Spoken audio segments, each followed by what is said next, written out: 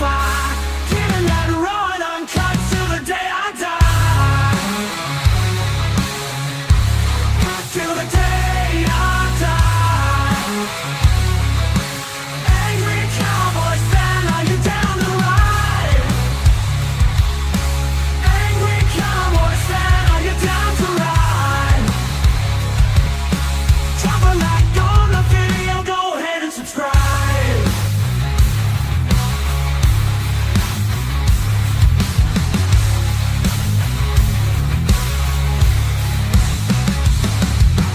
Cowboys Nation on a mission to regain that throne. With our soldiers on the field, we're getting deep in the zone. Giving that CCC, classic Cowboys content. Angry Cowboys fan is who you with. Angry Cowboys fan.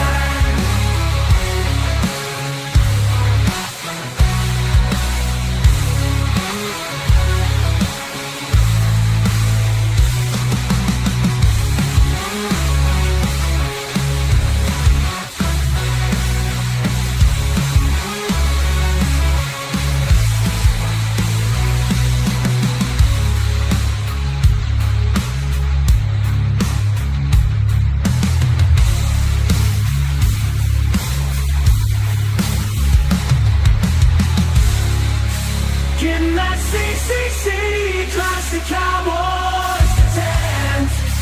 Angry Cowboys fan is who you with. Angry Cowboys fan.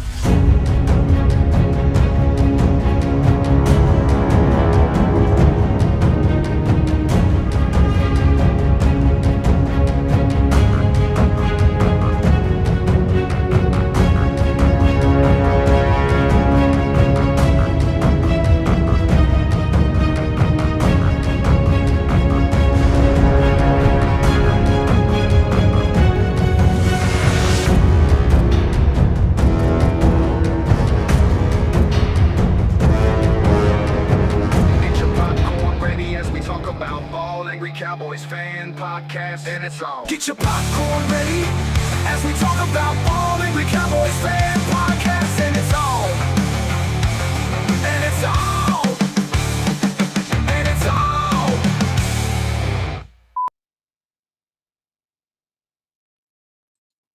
Yeah.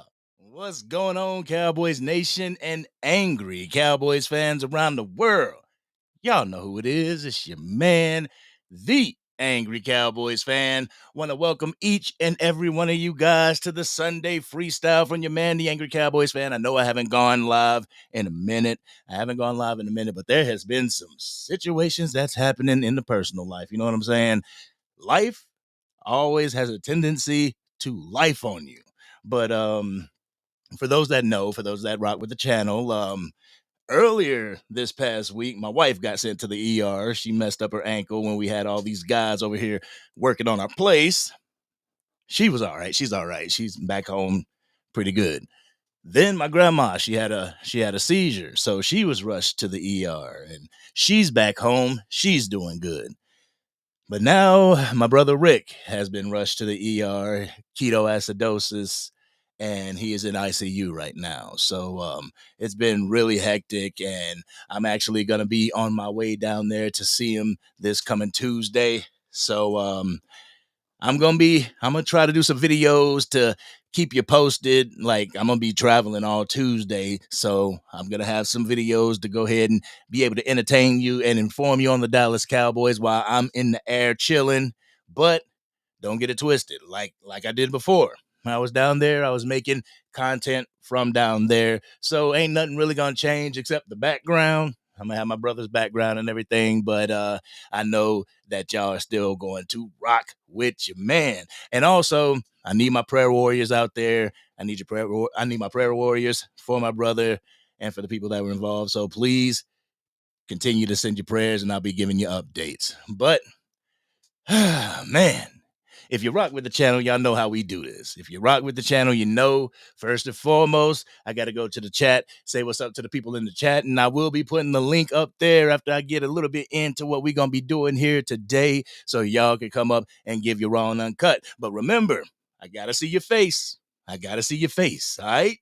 So with that being said, let's go ahead and go to the chat, see who is rocking with your man. I know I see Dacon's Filthy up in here. What's going on with you? Yeah. Right there, Dacon's Filthy in the building. What is going on? Tricks in the house. What's going on, Tricks? How you doing? All right. We got Jeremy Betts in the crib. What's going on with you? Yo, yo, yo. All right, True Cowboy is in the house.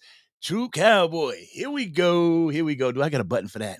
Let me see. Holla, we them boys. I give you the We Them Boys button. Yeah, True Cowboy in the building. LB in the house. What's going on with you? Darian over on Facebook. How you doing, man? What's going on with you? Salute, fam. Salute. All right, I see y'all up in here, and I thank you. I thank you for your prayers. I thank you. We're gonna get down there. Hopefully, I mean, I'm not trying to toot my own horn or everything, but hopefully, I can get down there and kind of, get them going. You know what I'm saying? Because there was one thing he was supposed. Like, my wife is going out of town. She's going out of town on Tuesday as well, but we're going on separate endeavors. She was going out of town with the grandkids and her mom for about 5 to 6 days. And I was going to have my brother come up and visit me up here. You know what I'm saying? And I don't know what happened, but 2 days before he was scheduled to come up here, he got rushed to the ER. And they said it's possibly ketoacidosis. And for those that don't know what ketoacidosis is, that it's pretty much toxic blood within your system if you are a diabetic, and he's a diabetic. So anybody that's a diabetic out there, please take care of yourself. Please eat the right things, take your insulin properly, do what you have to do, because nobody should have to go through everything that my brother is going through right now. But I appreciate everybody's prayers and whatnot. But yeah, we're gonna get into some stuff real quick, Cowboys Nation. We're gonna get into some stuff, and I want to talk to y'all about the whole Brian Schottenheimer interview. The interview that he just had. I really liked that interview. One part of the interview that I liked was that he was talking about moving some players around, that he moved players in the locker room to be closer to Dak and things like that. I believe he moved CeeDee Lamb and he moved Micah Parsons, because you really feel like that is the core essence of your team. That is the leaders of your team for right now, and the leaders got to stick together. But what I thought about is that Brian Schottenheimer said that he had the guys stand up. He had the guys move their stuff. He had the guys put them in their new lockers, and he had the guys sit down. What I think this is from Brian Schottenheimer, it's him asserting his dominance over the team. It's him saying, hey, I need you to stand up, and have them stand up, and they be like, all right, I need you to sit down. Just so they know that I'm running the show, that Brian Schottenheimer's running the show, and that this is the person that you need to listen to. I know we got Jerry and Stephen Jones that like to interject on what Brian Schottenheimer or the head coach likes to do. But for the most part, Brian Schottenheimer is the person you guys need to be listening to in that locker room. And I love the fact that he asserted that dominance just with that small type of move. You know what I'm saying, Cowboys Nation? That small type of move. But there is something about Brian Schottenheimer's philosophy that is really making me buy into this season, Cowboys Nation. I'll keep it a buck with you. It's making me buy into the season. It sucks the fact that some people would have to say, like, oh, he's drinking the Kool-Aid. He's drinking the Kool-Aid. It's not about drinking the Kool-Aid or not drinking the Kool-Aid. It's the thought of having faith in your team.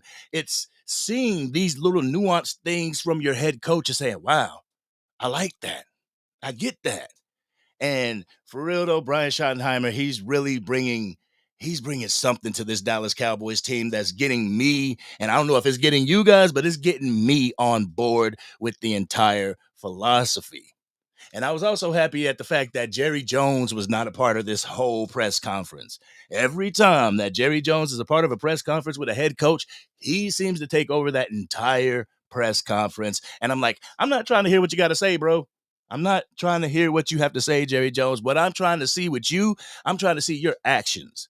I'm trying to see if you want to make this damn team better, to see the stuff that we are missing, to see the stuff that we are lacking in. What are you prepared to do about it as far as free agency and as far as trade? And keep it a buck, you ain't really did shit, Jerry. Keep it a buck with you. You ain't really done nothing.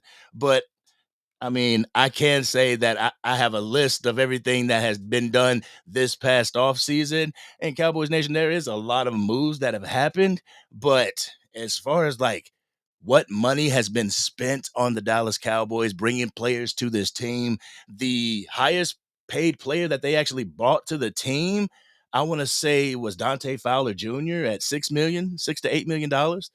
So that's saying a lot. And I mean, I know that they restructured. They restructured Dak Prescott and CeeDee Lamb's contract and everything. They gave them the big numbers. But as far as complementary pieces, as far as role pieces, yeah, man, they only spent like $8 million on it. And I'm just like, I'm still at that point of Jerry, you still ain't making splashes. You ain't even made one splash, Jerry. So we need you to do something in order to get this team to where it needs to be. And I'm having this conversation with people on X. If you notice in the community tab, I'm having the same thing, but a lot of people don't believe in Jaylen Tolbert, and I'm going to get to that later on and everything. But Cowboys Nation, real quick, I want to touch base on the whole Trayvon Diggs situation. Trayvon Diggs and the fact that Jerry Jones is allegedly not happy with his rehabilitation. And, this is a rumor that's going around. Jerry Jones trying to throw a little shade, throw little shots at Trayvon Diggs. But I think Trayvon is going to attack that rehabilitation, continue to attack his rehabilitation head on. You know what I'm saying? We have that example in DeMarvion Overshown, how he attacked his rehabilitation the first time and was able to get back out on that field and become a dog. Unfortunately, he went back down to a season-ending injury, and we get to see the whole rehabilitation all over again. You know what I'm saying? So hopefully Trayvon is taking notes from him. He sees what Sam Williams is doing to get back in the game, and he can get back in this game, and he can help the Dallas Cowboys in our quest to go on any type of playoff run. You know what I'm saying? And Deron Bland, he needs his partner out there. He needs his partner. I know we got a guy in the draft and everything. We traded for Elam and everything, but ain't nothing like Trayvon Diggs and Deron Bland out on that field at the same time. And there's that big question mark of Stephon Gilmore. Could he potentially be coming back with the Dallas Cowboys? And I was one of those people, and I know you guys may be one of those people that was like, we shouldn't have let go of him in the first place. So I'm hoping, I'm praying that they bring Stephon Gilmore back. That is another veteran presence in a locker room, in a position room that needs it. You know what I'm saying? And I believe another position group that needs a veteran presence is the defensive tackle position. And unfortunately, I was in somebody else's live, and I was saying, well, let's go get Jonathan Hankins. Shoot, Jonathan Hankins was pretty good when he was here. Little did I know that the Seattle Seahawks talked Jonathan Hankins into staying yet another year. And somebody in the comment section, I forgot exactly who it was, but they was like, nah, dog, nah, he's with the Seattle Seahawks. I was like, no, really, is he? So I went to go check Spot Track, and Spot Track had him as a free agent. But then I go look at the Seattle Seahawks website, and they're like, indeed, Jonathan Hankins is still a Seahawk. And that kind of sucks because I really liked Hank. I really liked Hank on the Dallas Cowboys. But let me go to the chat real quick, see what you guys are talking about. Y'all giving prayers up for my brother. I truly appreciate it. I truly appreciate it.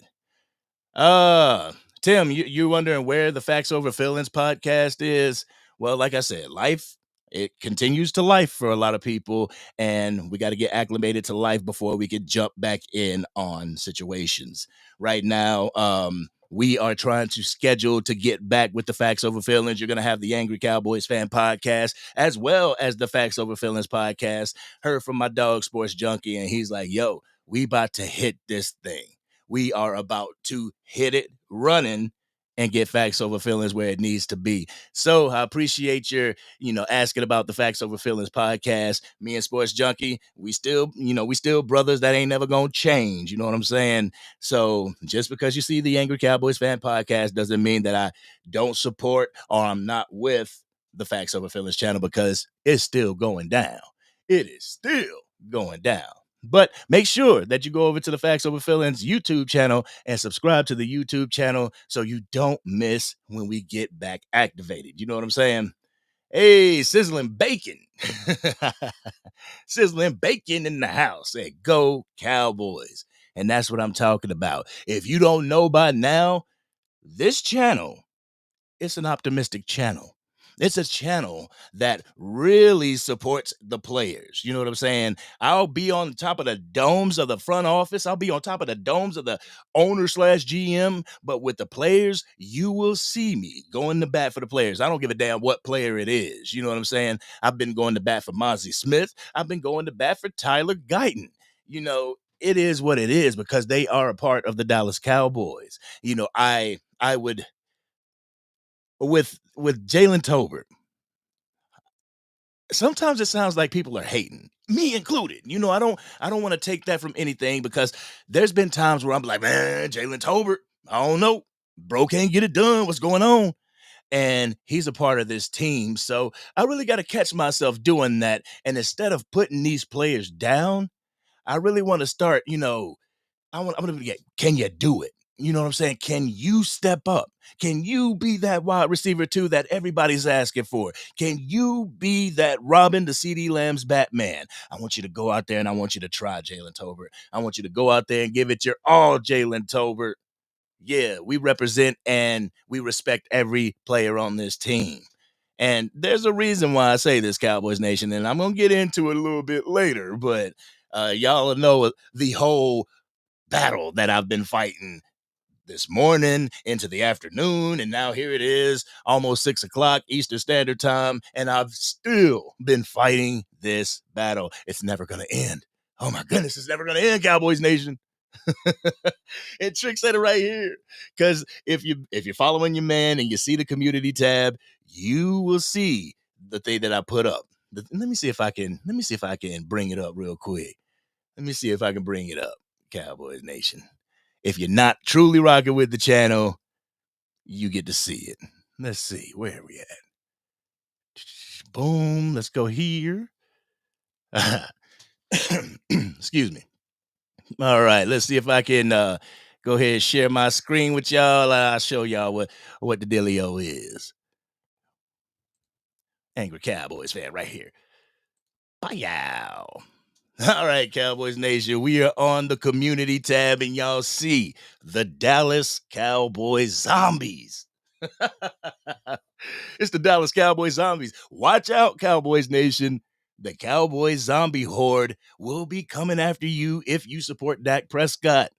Don't allow yourself to be bitten by them, because if they bite you, you will suffer from extreme pessimism. You will gain a glass half empty mentality while calling others in the fan base names. You know what I'm saying? Names that were made up on the playground, Cowboys Nation. But protect yourself from the Cowboys zombie herd. Boy, I was going in, man. I was going in today. Real talk, Cowboys Nation. I was going in just because I still don't understand all the hatred, Cowboys Nation. I just don't get it. I don't get it. And the fact of the matter is that just because I represent everybody on this team, just because you represent everybody on this team, people get mad at that. People get mad at that. I ain't hearing nobody call somebody a Micah sexual or a Parsons sexual or something like that. I'm not hearing that. I only see that with Dak Prescott, with people that support Dak Prescott. And it just annoys the shit out of me. But we're going to get into it. I promise you. Yo, Los Altos, what's going on with you? What's going on with you? Hoody Cush in the building. What is going on with you? What's going on, man? And True Cowboy says it perfectly. Bring Gilly back ASAP. Bring Gilly Rock back. Bring him, forget that cup of coffee. Bring him back to sign that dotted line because we definitely need the damn help. Real talk. He said he got ninja swords. I'm ready for them zombies. Where my shit at? Where my stuff at, boy? I had to show you. I got my Raphael size up in here. We ready to go. I got my size up here. We ready to go. I'm gonna go Ninja Turtle on a muff. Let me stop. Yeah, so I'm ready for the zombies as well. But Cowboys Nation, I really want to talk to y'all about, the draft, about players that need to make jumps. You know what I'm saying? And I got a sniffle. I apologize, y'all. I might have to take a break to blow my nose. But anyhow, I was looking at a few players, and this is players that need to make a jump in performance this year. And the top of the list, I hate to say it, Jaylen Tolbert. Jaylen Tolbert has to make a jump this year. Oh, I forgot. Let me go ahead and do this real quick for you guys. And just know that if I don't jump and bring you in right off, I'm trying to go over my points. But I'm about to go ahead and put this link in the chat. And remember, I got to see your face. If it's just a letter on the screen, I ain't going to bring you on. So I got to see your face, all right? But we're going to put that right there, all right? Like we're going to pour some salt, you know what I'm saying? But Jaylen Tolbert. Yes, Jaylen Tolbert led the Dallas Cowboys last year in touchdown catches. Great. I need to see more from you in this contract year. And that's usually when the people tend to ball out. When it's your contract year, they tend to ball out. And right now, we got who? We got Jaylen Tolbert on a contract year. We got Jake Ferguson on a contract year. And we have Sam Williams on a contract year.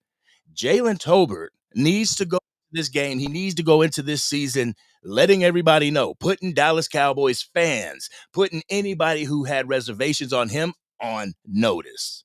He needs to go in that.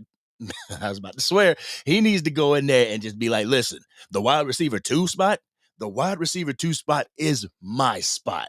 Ain't nobody else getting it because I'm not going to allow anybody to get it.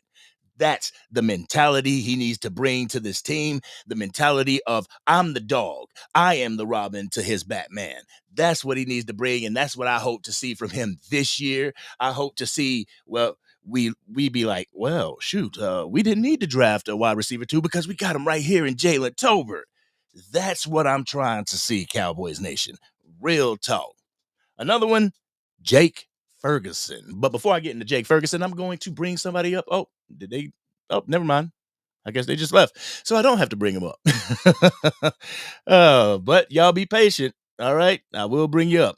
But Jake Ferguson, I know he had the concussion situation last year, and I hurt for him. I felt for him when he did it. Like, he went on record to say that really messed him up last year. So I kind of want to, I want to take a step back and be like, okay, you had a concussion. Time to move on. I don't want to be insensitive to a situation, but damn, bro, that was a year ago. I mean, you have to. I've had a concussion as well. I had a concussion in the same game on kickoff. Like, no. I was going after the quarterback. I had gotten a sack. I was playing defensive end. I had gotten a sack, and then the next play, I was trying to go after him again. I got tunnel vision. All of a sudden, somebody popped me from the blind side. Woo-wee. Man, they pancaked me.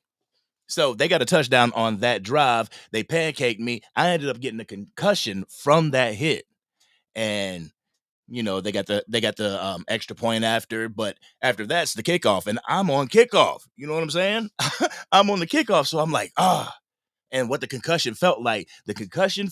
You ever played that game where, it's a kid's game, but you play the game where you put your forehead on the bat, you spin around and then spin around a few times and then take off running. That's how it was with the concussion. And I get out on the field and I'm like, I bet you, because their team, they didn't have an official kicker. He had went down, so they had to bring in somebody else to be the kicker. And I was like, what you want to bet this dude is going to shank the kick? It's going to come my way, and I'm going to have to return this damn ball. What you want to bet? And that's exactly what happened, Cowboys Nation. That's exactly what happened. Here I am trying to, get some yards. I ended up getting like 20 yards off of it, but it was real wobble, if you know what I'm saying. So I get what Jake Ferguson went through and is going through. A concussion can really mess you up off the field as well. But we need that dog back, Jake. We need that dog that we saw. Remember against the Seattle Seahawks in the 2023 season, how he was flexing on them, how he was doing the first down right in front of who was it? Was it B-Wag? It was somebody's face. He did the first down right in his face. And the regular Angry Cowboys fan intro, I got him doing that. But he was a dog in 2023. I really feel like when Dak went down, then you had Micah go down. You had Brandon Cooks go down. All these people went down. It just, everybody's morale went down with them. But it's a new year. Like CeeDee Lamb said in that video, it is a new year. We got 4 back. You know what I'm saying? This is not the backup quarterback or the backup to the backup. We actually got 4 back. But hey, we got a super chat in the building. $2 super chat from the homie Tricks. Let's go ahead and hit that up real quick. Says, love him or hate him. That's our Tolbert. Yes, that's what I mean. That's what I'm talking about, Tricks. Love him or hate him, he is a Dallas Cowboy. He's a yeah. Jamal Adams, thank you, Cush. But yes, he is a Dallas Cowboy. As long as he has that star on his helmet, every Sunday, every Monday, Thursday, whenever we play, it's go Tolbert. Let's go Tolbert. He's going to get that same type of respect, that same type of admiration. I'm going to root for him exactly like I root for anybody else on this damn team, no matter what your name is. No matter if it's Micah Parsons or Dak Prescott or CeeDee Lamb, he's going to get that same type of energy from me. So, like you said, Tricks, love him or hate him, he's our wide receiver too. Thank you for that $2 super chat. I truly appreciate you. Thank you so much for supporting and rocking with the channel. Oh, T Church in the building. Ty Church in the building. What's going on with you? What's going on with your family? Yeah. All right, let's see. Raise the comp, raise the game. Yeah. Raise the comp, raise the game. That's what I'm talking about. And I've gone on record to say this. Like I said it in my last video, in the last podcast episode. If I was Jerry and Stephen Jones, I would be looking at trade. I would be looking at free agency, the draft, to pick players that could potentially take the spot of my number one. If we need a backup quarterback, I'm out there looking to see who has what it takes to get built up, get acclimated to the system, and take Dak Prescott's job. I'm looking for the wide receiver. Let me put a heart on that. Ooh. Damn it. There we go. All right. I'm looking for the wide receiver that could potentially take CeeDee Lamb's job. I'm looking for that wide receiver that could be the wide receiver one just in case CeeDee Lamb goes down. Because like everybody says, CeeDee Lamb twist an ankle, it's over. It's over for us. I think my wife just got home. But yeah, I'm looking to do that. And just like you said, raise the level of competition. You raise your game. You do. Iron sharpens iron. Real talk. Yeah, lock the Cowboys in. Let's go, Shotty. Yeah, it was. Oh, it was both of them. Jamal Adams and Bobby Wagner. Yo, Ferg was flexing on him. He was flexing on him, and that's the type of Ferg that I need back. That's the type of Ferg I want to see for the 2025 NFL season. Hey, Richard, what's going on with you? What's going on with you? Hey, Paul in the building says Brevis Spanford and Stevens should be able to push him. Man, there's another tight end that I like that the Dallas Cowboys actually picked up as a UDFA this year. I really like my dude. What's up? Oh, hold on, y'all. Hold on real quick. I gotta find my wallet.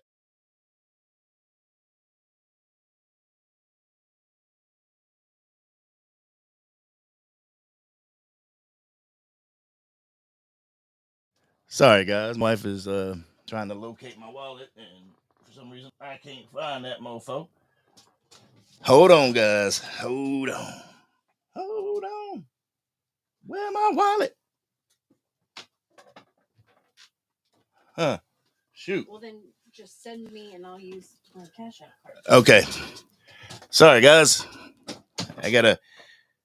My wife has to go to the store, so I gotta send her with some bread. You know what I'm saying? I gotta send her with some bread. Where my Cash App stuff? Promise we will get back into it ASAP. Ladies and gentlemen, come on, man. Damn. You got to go through all this stuff just to send some money. Oh, where my motherfucking wallet at? Guys, I'm coming. I promise. My wife just headed to the store, and I got to make sure that I get this stuff. Boom, boom, boom. All right. I'm coming. I promise. Just bear with me.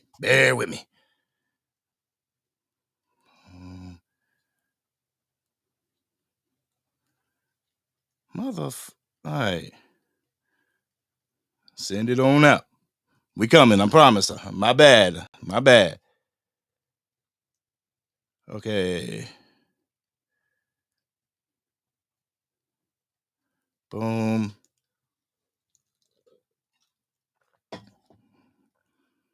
All right. We in the building. There we go. My bad, y'all. My bad on that. But they picked up a UDFA in Tyler Neville. Man, I hope that guy makes the team. I hope he makes the team. What is it? He's 6'4", 248 pounds. And he's that hybrid type of tight end. He can actually go in close with your offensive line, be able to chip block, be able to block, but he also can line up as a wide receiver. He doesn't have the burners. He's not a burner. He doesn't have all that speed. But what he does have, he has the ability to find soft spots in the zone. He has the ability to high point balls. He has that ability, that body size, that body type to be able to go be physical against the nickels or, whoever's guarding him, the linebackers that's guarding him. Man, I think he has what it takes to actually make the Dallas Cowboys team and be an impact. But the thing is, we got so many damn tight ends, it's ridiculous. I think it's kind of like the wide receiver room. We got a lot of wide receivers. We have a lot of fat on the bone that needs to be trimmed off. But I could see him being behind the Brevin Spanford and Stevens. I can't remember his name. John Stevens. Ain't that his name? John Stevens Jr.? Yeah. But being behind them, I think he would be a real good asset, a real good, reliable target for Dak Prescott. The film that I saw on him, he was eating the seams up. And we know that Dak Prescott loves to throw those seam balls. So, no diddy. But I want to see what he has in training camp. And I'm really debating on if I should go to Oxnard this year. I don't know. Y'all let me know. I mean, we hadn't started the whole funding for the Oxnard trip. So if you want your man to go to Oxnard, you can help me out by Cash App or, the super chats and super thanks. But we talked about Jaylen Tolbert. We talked about Jake Ferguson.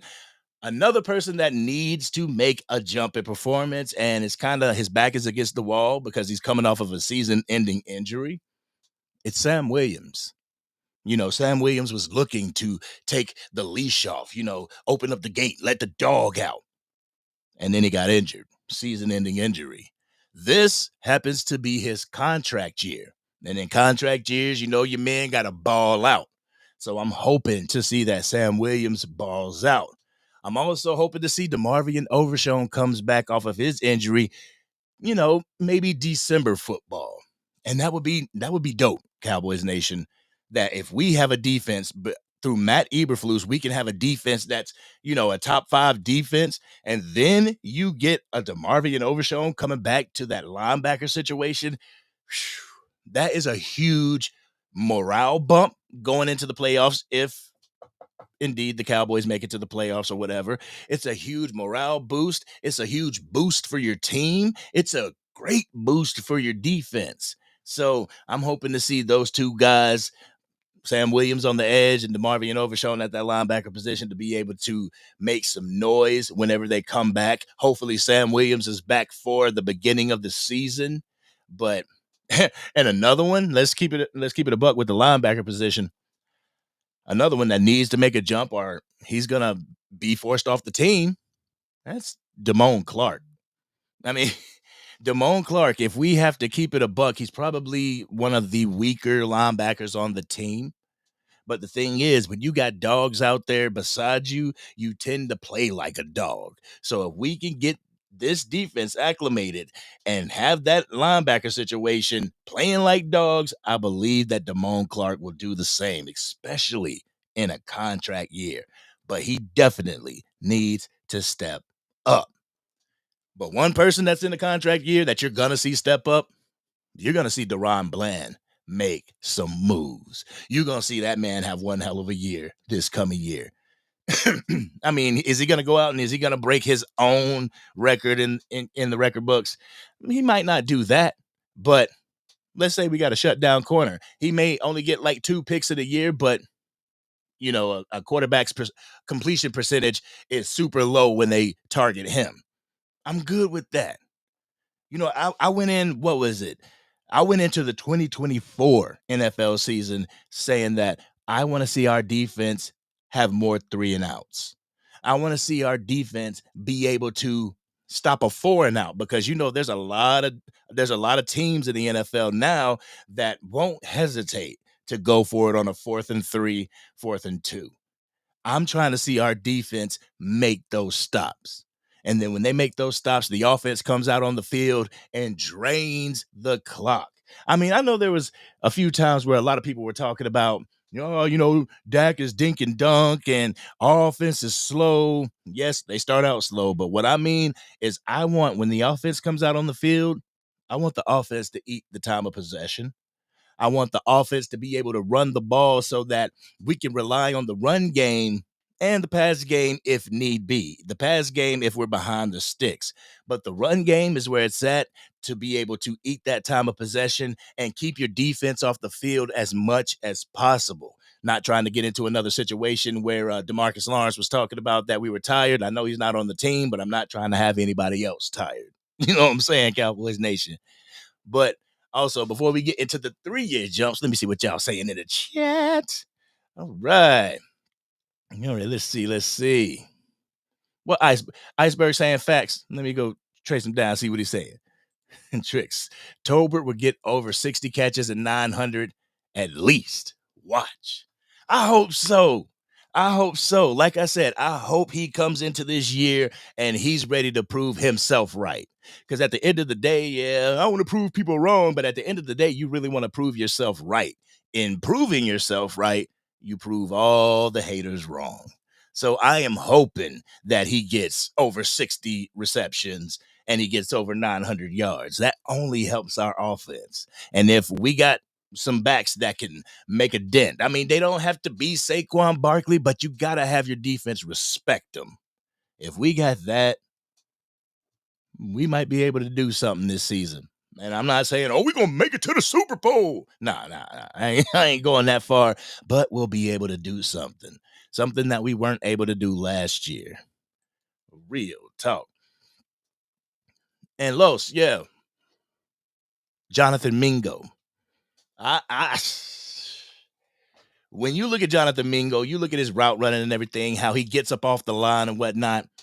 Bro he can make stuff happen. I mean, we haven't really seen his catching ability. We haven't seen if he could be that.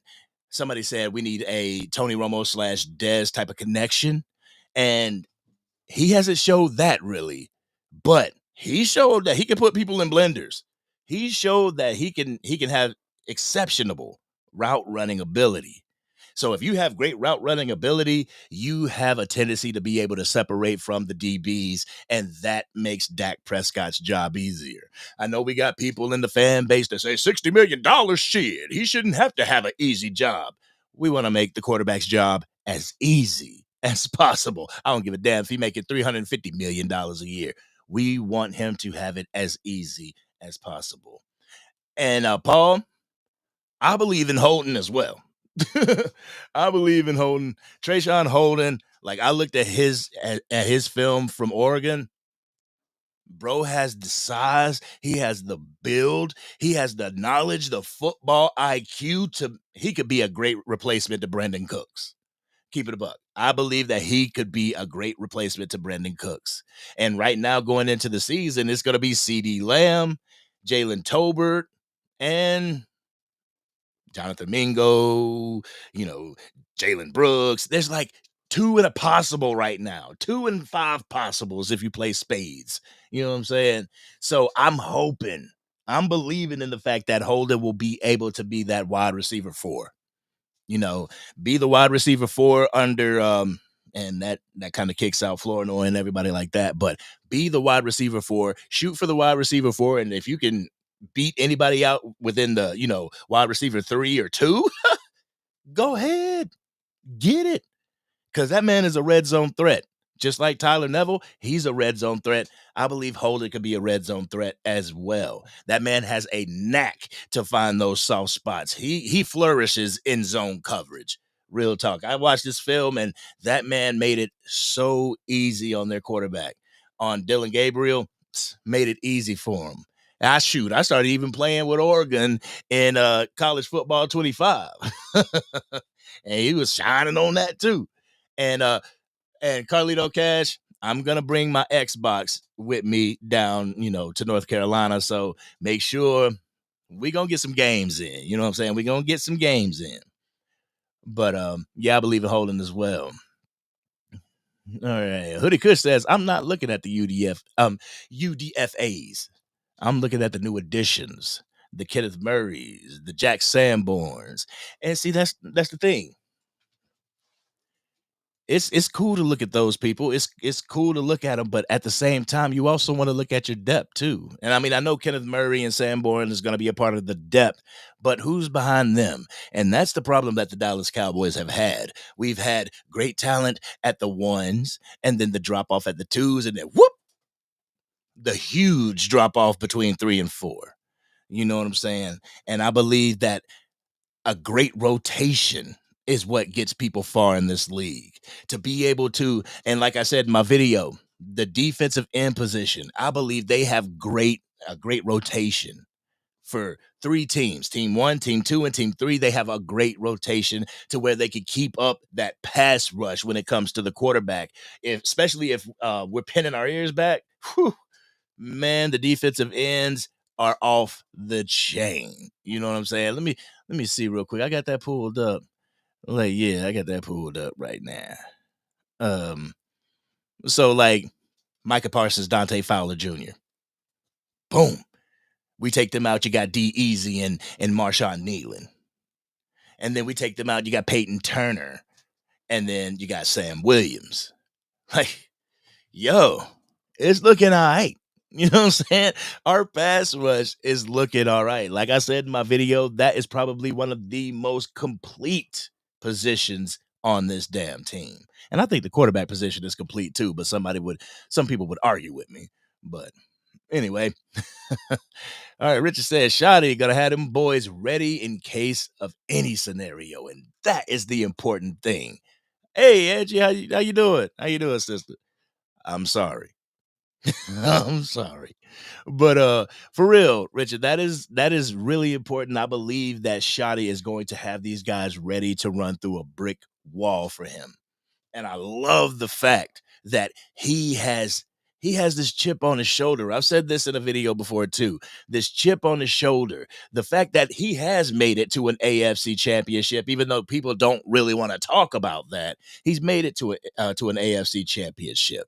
So he's been there, but he's never been to a Super Bowl. His dad has never been to a Super Bowl. And everybody on this team, except for people in the front office, have never been to a Super Bowl. So they are in line. And I believe that Brian Schottenheimer, with his philosophy of togetherness, with his philosophy of family, that's going to bring this team together. That's going to bring this locker room together, because a lot of people will say, well, the Dallas Cowboys, they had a team that could go in there and win the Super Bowl in the past. They may have had the talent to win a Super Bowl in the past, like Zach Martin said, but do you really think they had the coaching? Let's keep it a buck. Did they really have the coaching? You look at a coach that we had in Mike McCarthy, who also had Aaron Rodgers, and didn't he have Brett Favre at a time too? And he was only able to get one Super Bowl out of that. And from what I hear with that whole Super Bowl is that Aaron Rodgers had to work in spite of Mike McCarthy.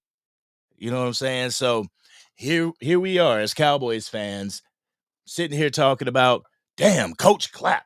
I can't wait till they get rid of Coach Clapp. Bam, they get rid of Coach Clapp. Mike McCarthy comes along and his scheme is archaic. His scheme is from the 1940s. And we're like, damn, man, they need to get rid of Mike McCarthy, especially after that Green Bay loss. Oh, we need to get rid of Mike McCarthy. But then we blame it on the quarterback. Makes no sense to me. Cowboys Nation, real talk. But I believe Shotty, with his philosophy, with his thinking of running the ball, going back to the fundamentals of football, I think the Dallas Cowboys would do much better under Brian Schottenheimer than they will, or than they did with Mike McCarthy or Jason Garrett.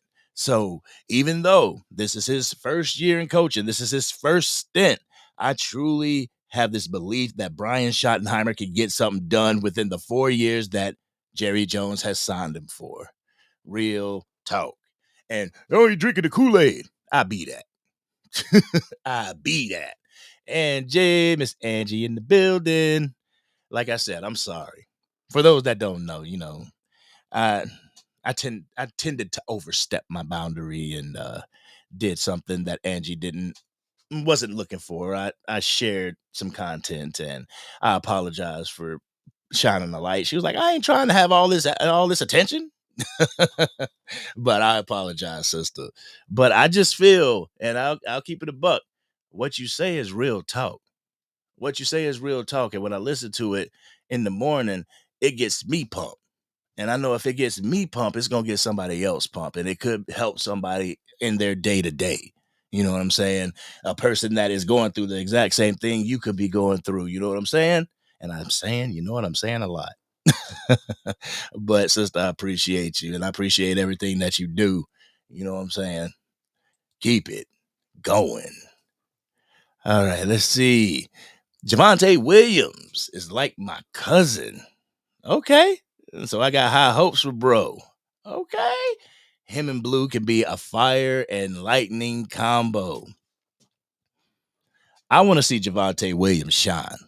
The people that spoke negatively about Williams, the people that have their doubts about these players, I want them to be able to go in there and prove the detractors, prove the haters wrong. You know what I'm saying? It's like, we deserve to be here, and I'm going to show you why we deserve to be here. So with Javonte Williams and Jadon Blue, I hope they can be that thunder and lightning. But also, Mafa, that man be running through people.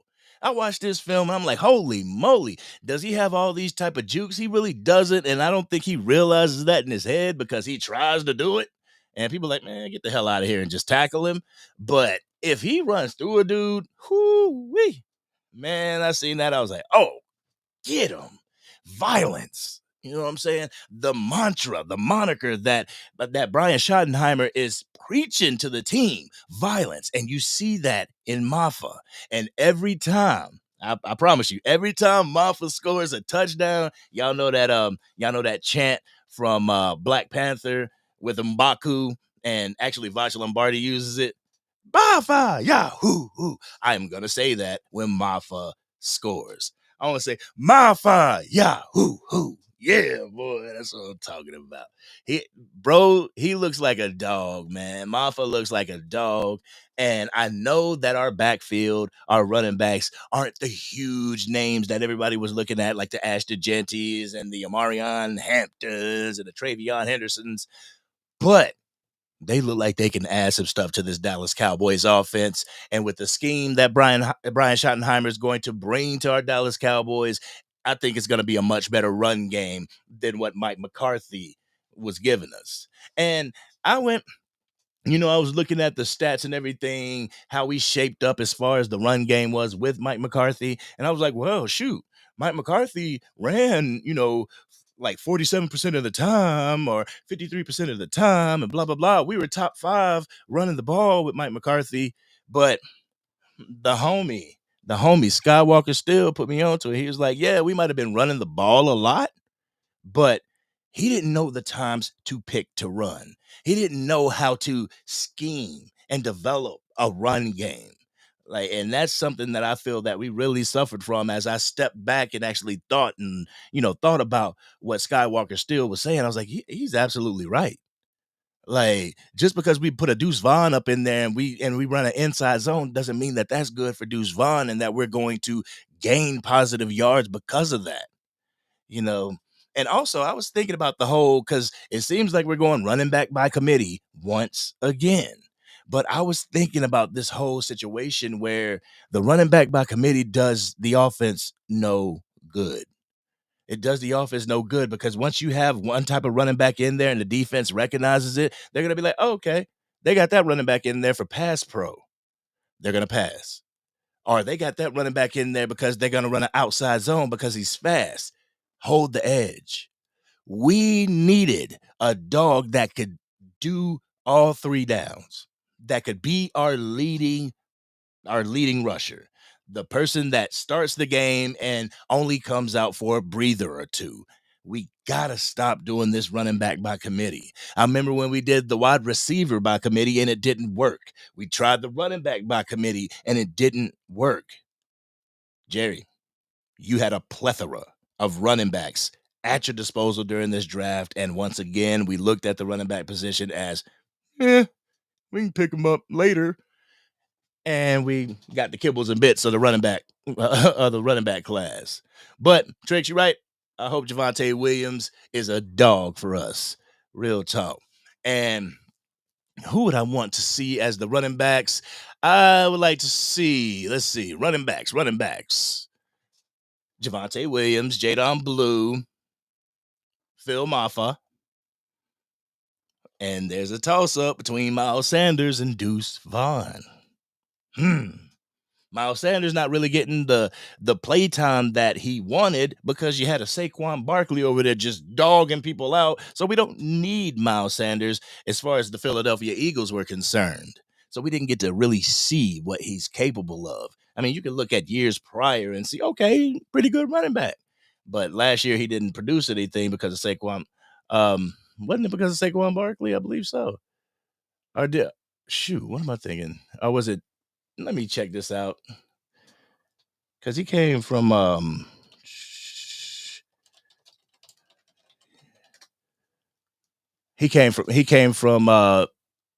Panthers and Philly. Yeah. Okay, let's check his stats out real quick. He came from the Carolina Panthers. But he was also on the Philadelphia Eagles too. All right, so his regular season stats from last year was 55 carries for 205 yards, 3.7 yards a carry. I mean, is it better than what we had?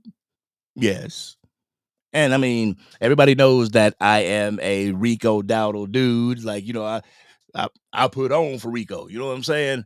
But with the running back room that we have right now, I think we're in a better position. I do. I really think that we're in a better position. Angie, did you call me? Let me see. Let me go down real quick. I said, hey, Angry. Yeah, you're right. The Panthers, Marcus. Thank you very much. My dumb ass. Shoot. League commander in the building. Washington Commanders fan says, Angry, keep pumping them up. The fans are loving it, but I am too. This is what we get from the other fan bases. When you want to have hope for your team, it's pumping the fan base up. I guess I'm supposed to come on here and just be like, all right, Angry Cowboys fans, we're going to suck again this year. Come on, league commander. Out of all the decades that y'all sucked, you mean to tell me that you came up, you just got up every day during the NFL season and said, man, we fucking suck. Pardon my French. Come on. Like, there's no problem in having hope for your team. So you can think that I'm pumping them up, but it is what it is, man. I'm not going to sit here and be like, guys, we all suck. We all suck. We're never going to get good. We're not going to win a Super Bowl in your lifetime. Nope. That ain't what this damn channel is about. What's going on, Big Time Show? What's going on, my man? Angie says, McCarthy was just trying to meet a quota. Shake my head. It wasn't situational football. That's where we got messed up. That's where we got messed up. Like, that's why they were saying that, oh, you can only beat tomato cans. Because the tomato cans, it didn't get down to the situational football.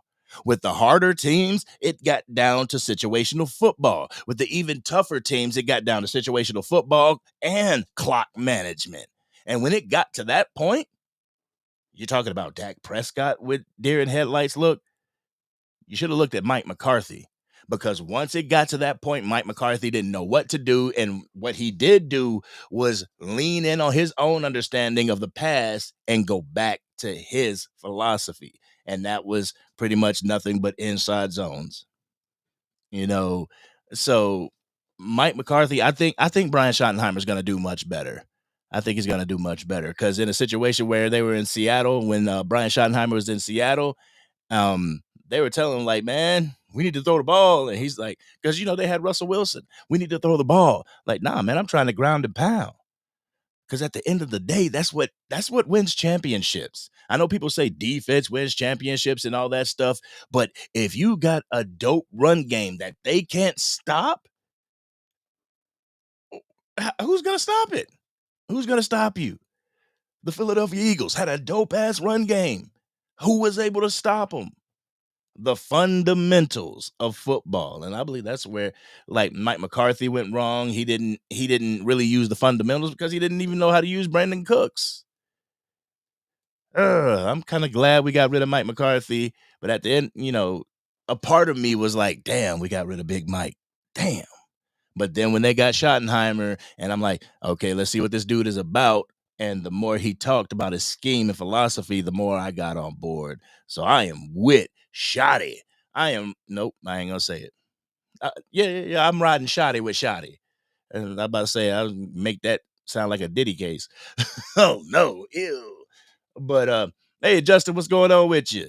Justin says, I don't think it'll be running back by committee this year.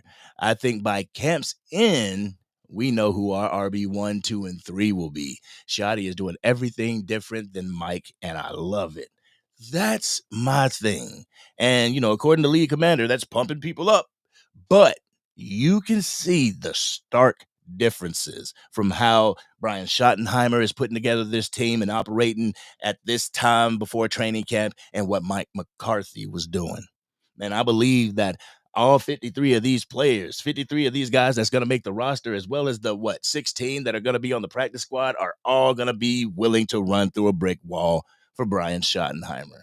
And bringing Marty Ball to the Dallas Cowboys is going to be a sight that we have been wanting to see for years, that we have been wanting to see ever since Zeke Elliott was bringing home the rushing title 3 years, 3 years running, Cowboys Nation. So we trying to get back to that. We see that the run game translate, the run game travels. You can't always rely on the pass game, but if you're up in Buffalo and it's 23 degrees and in a blizzard, you know for damn sure that your running backs are going to be able to go up there and run the ball. So everything that Shotty's doing. I mean, he may be the actor of the year. He may be on board to get an Oscar, but what he's doing right now, what he is saying right now, how he is handling the media questions, he looks like he's been coaching for 10 years. It looks like he's been head coaching for 10 years. So I hope that translates through his scheme and translate through the players onto the field. Man, I'm kind of getting built up for this year. I mean, I don't know if I fully have bought in. I haven't fully drank the Kool-Aid, but the future kind of looks bright. The future looks bright. And I know people are like, well, if the future looks bright, then we're going to win a Super Bowl. I give Brian Schottenheimer this. He signed on for 4 years now. You got 4 years to win a championship. You have 4 years to win a Super Bowl because the quarterback that you like that is with you has 4 years as well. Like CeeDee Lamb, didn't he get a 4-year deal? So this is your time. This is your time to prove everyone wrong, proving yourself right. This is your time to get the championship that you have desired ever since you picked up a football. This is a chance to bring the organization a championship that hasn't had one in 30 years. Brian Schottenheimer has a chance to do a lot, and I can see him doing that and on that Super Bowl podium dedicating that ring to his father. For real. Real talk. Yeah, Bets, my bad. He was in Carolina. You're absolutely right. Altos, he said, don't look at his stats. Don't look at his stats. I already did, bro. Already did. For his career, he has 923 carries for 4,345 yards, 4.7 yards a carry. It's not bad. His career stats aren't that bad. 23 touchdowns. His longest scamper was 82 yards. Okay. 175 yards receiving. 175 receptions for 1,244 yards receiving, an average of 7.1 yards per catch, 4 touchdowns, and his longest was 45 yards. But bro got 12 fumbles on his career. Bro has 12 fumbles on his career, and he's been in the league since 2019, so he's been in the league for 6 years. Okay, see, that's where I was getting it twisted. Bets. He was drafted by the Philadelphia Eagles in 19, played for them up to 22, and then Carolina for 2 years. While in Carolina, 129 carries for 432 yards, 3.3 yards a carry with 1 touchdown. Like 2 fumbles on that year. It's not too bad, but what the thing that a lot of Cowboys Nation does is they see the standard of Saquon Barkley. They see that standard of Saquon Barkley and they say, I want our receivers to do all that and much more. They don't see Saquon Barkley as being the exception and not the rule. They see Saquon Barkley and his output as being the standard of what a running back should be doing. Even though, it's a full moon. You know what I'm saying? It kind of happens like a full moon. It's not something that you can hang your hat on. Like, yep, this year we're going to go in this year and Saquon Barkley is going to run over 2,000 more yards. No, that's not going to happen. So I just don't understand why Cowboys Nation, well, I won't say all of Cowboys Nation, some of Cowboys Nation thinks that what Saquon Barkley put out is the standard. You know what I'm saying? Yeah, Paul said he was pretty decent and I was about to call him filthy. Sorry. He was pretty decent in Philly. And he was a backup last year, Marcus. Yep. All right, real quick, let me scroll down. Hey, you got JB, the Cowboys fan, in the building. What's going on with you?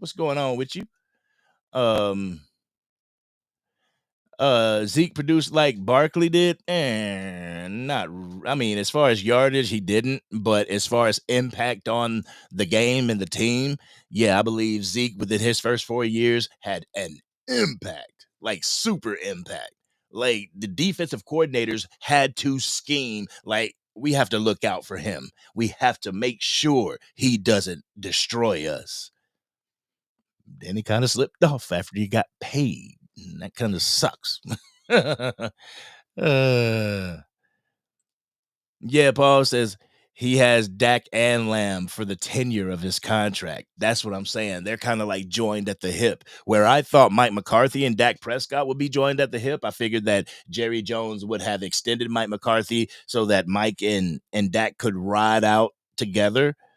But Brian Schottenheimer is kind of the next best thing as far as not changing your offensive scheme up as much, not changing what you're used to and the play calling and things like that.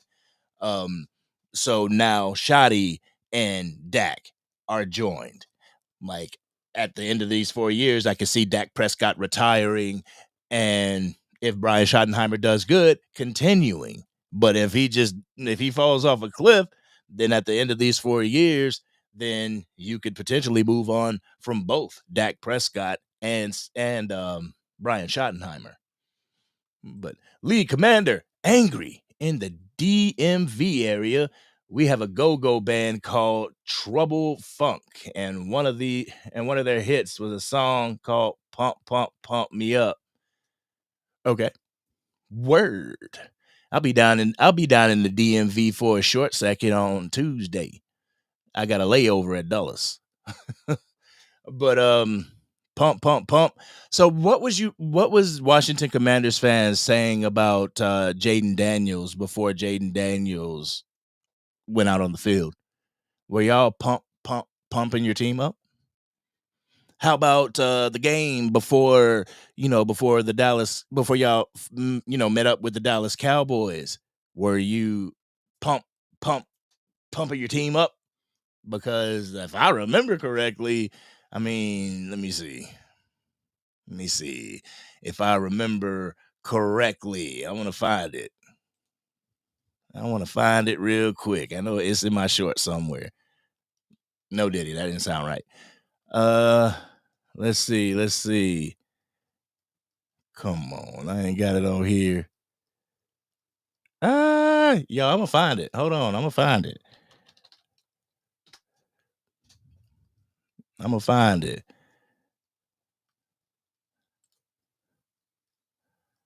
to say, come on now, TikTok. They ain't shut you down yet. Damn. Man, I can't find it. That ain't even right. Because all I know is that the Washington Commanders, they came, they was chanting, "We want Dallas. We want Dallas."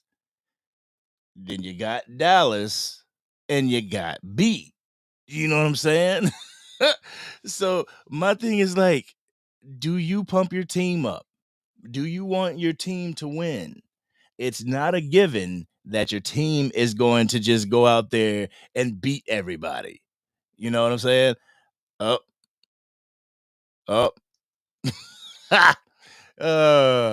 Sorry, I got to do this to you, lead commander. I got to do this to you. Hold on real quick. Shoot. I got to do this to you, lead commander. Where we at? Where we at? Come on, man. It's messing me up. It ain't gonna let me do it. It ain't gonna let me do it. Like they was chanting, "We want Dallas. We want Dallas." And you got Dallas and you got beat. So what was you saying at that point in time? You know what I'm saying? And we kind of were tomato cans. If you want to keep it a buck, we were kind of tomato cans at that situation, and we still was able to beat you. But that's neither here nor there. I get you, but you're gonna be pumping yourself up too. Oh man, I can't believe it, boy. Like people want to pick on people just because they got faith in their team. Like, since when does that happen? You know what I'm saying? And this is one reason why I don't listen to rival teams. You know what I'm saying? Like, you like the Commanders. You don't have the Dallas Cowboys' best interest at hand, my dude. You want to see us lose. So why are you gonna give us your best your best advice when you don't want the team to win? I mean, that's like my dude Drew. I love my dude Drew, but as far as giving advice for the Dallas Cowboys, like, you're a Philadelphia Eagles fan. You're not gonna give us any advice. Real talk. Man, I see. I'm gonna have to find that. I'm gonna have to find that clip. I know I got it somewhere. It seemed like TikTok don't wanna rock with me. Come on, TikTok, rock with your man. Cause I'm sorry, that shit was funny if you ask me. That We Want Dallas was funny as all get out. Come on, man. Anyway, they ain't gonna do it for me.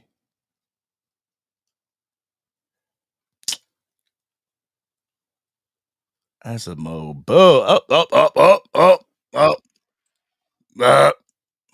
There we go. I gotta give it to you, bruh. I gotta give it to you.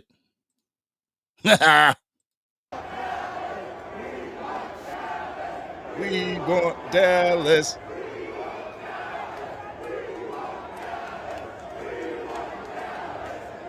Yeah, pumping them up.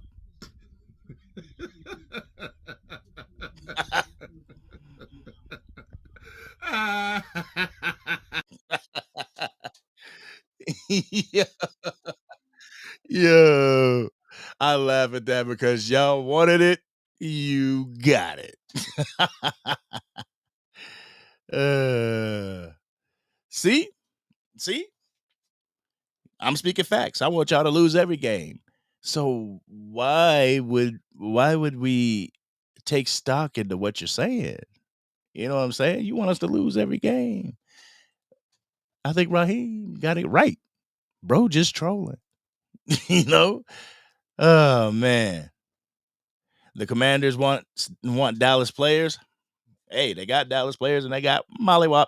But at the end of the day, they made it longer. They made it further than what we did. And that's what we're trying to aspire to. So they had a better team than what we did. And a lot of people want to get it twisted as if Jaden Daniels was the deciding factor. Nope. If you would have gave the Washington Commanders Jaden Daniels their old administration, under old ownership, y'all wouldn't have got as far as you got. But you now have a front office and ownership that is willing to just sit back and allow the football heads to make the football moves. So that's what you have. That's what you have. And be happy that you have it. Otherwise, you would stay in mediocrity, the same mediocrity that you'd been in since the 80s. You know? You just keep it a buck with you. Just keep it a buck. Carl, what's going on with you? JV B-Boy in the house. What's going on, man? What's going on? It's like alter egos out here. It says, what's good, chat? And league commander. What appears to be good to you as the, oh gosh. I don't know if he on the crack pipe. I don't think he on the crack pipe, bro. He ain't on the crack pipe. Shoot. But for real though, like the Dallas Cowboys, they seem to stay rent free in a lot of people's heads. Like me, honestly, if I were the Commanders, if the Dallas Cowboys did what the Commanders did, like, bro, I'm not in a Commanders YouTube saying ha ha ha ha ha. I'm not doing that. I'm over on my own YouTube channel with the Dallas Cowboys fan base, with my Angry Cowboys fan family, laughing at what we did to the Commanders. But I'm also thinking about how we got dog walked in the NFC Championship game if the roles were reversed. You know what I'm saying? How can we get better? What are the things that we need to do in order to get over this hump that we've placed in front of ourselves this year? That is the important questions. And that was the questions with the Dallas Cowboys. I mean, in 2023, I wouldn't have thought that Jerry Jones was like, all right, that didn't work. So we're just gonna dial it back a little bit, bring all the weapons, get the weapons off of the team. Dak, you should be able to do it with CD. I did not expect that. I honestly expected, like, okay, this is where we were lacking. Well, all right, we were short, and the hybrid safeties into linebackers that didn't work for us. We need to be able to have a good run stopping ability as far as defensive tackles and linebackers. All right, we need to get that. Boom, we need to get that. But that's not what Jerry did. That's not what Steven did. And that's why I give a lot of the business to the front office, because we were close. It was divisional round and all, but we were close. If we had a way of stopping the run, I don't give a damn if Dak threw 2 interceptions. What a team does, I mean, I do give a damn. Like, you don't need to be doing that, Dak. You gotta tighten up in pressurized spots. But what a team does, if somebody makes a mistake, the team is like, all right, dog, we got you. We can wipe that mistake away. If a running back fumbles and they lose the ball, all right, bro, defense, we're gonna stop them. You got another time. You got another chance. With the Dallas Cowboys, with Dak Prescott, it's like, all right, if Dak messes up, the game is over. If Dak throws an interception, we can just hang it up. We're not gonna win. I don't know why everybody puts so much stock in on the quarterback position, and I don't want to hear, well, they get paid the most. Not every team puts that much expectation on their quarterback. Not every team does that. Like, I talked about the Philadelphia Eagles, and somebody said, oh, you don't want to give Jalen Hurts his props. Like, you must obviously not watch my channel, because I have given Jalen Hurts the props that when it was his time, when they called upon him to be the best that he could be, he delivered. When everybody was focusing in on Saquon Barkley and it was up to him, he delivered. How's that talking shit about him? People just want an excuse to degrade Cowboys fans and to talk bad about them and all that stuff. For some reason, like Jared just said, Cowboys live in our rivals' heads rent free. And a lot of people can sit there and say, oh, no, we don't. The Cowboys don't live in my head. You're here. You're here.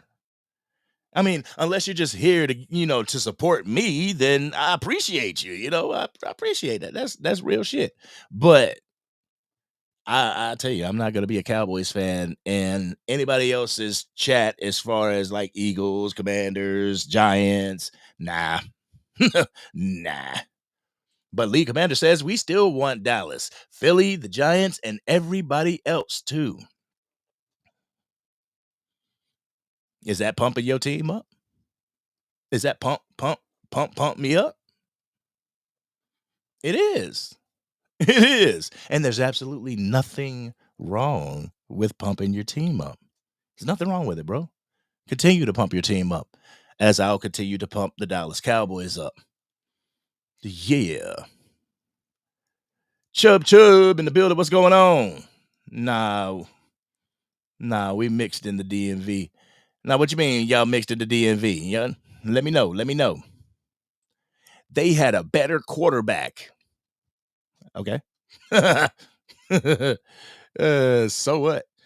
All right, true cowboy. And teams have film on Jayden Daniels now. See, that's the thing.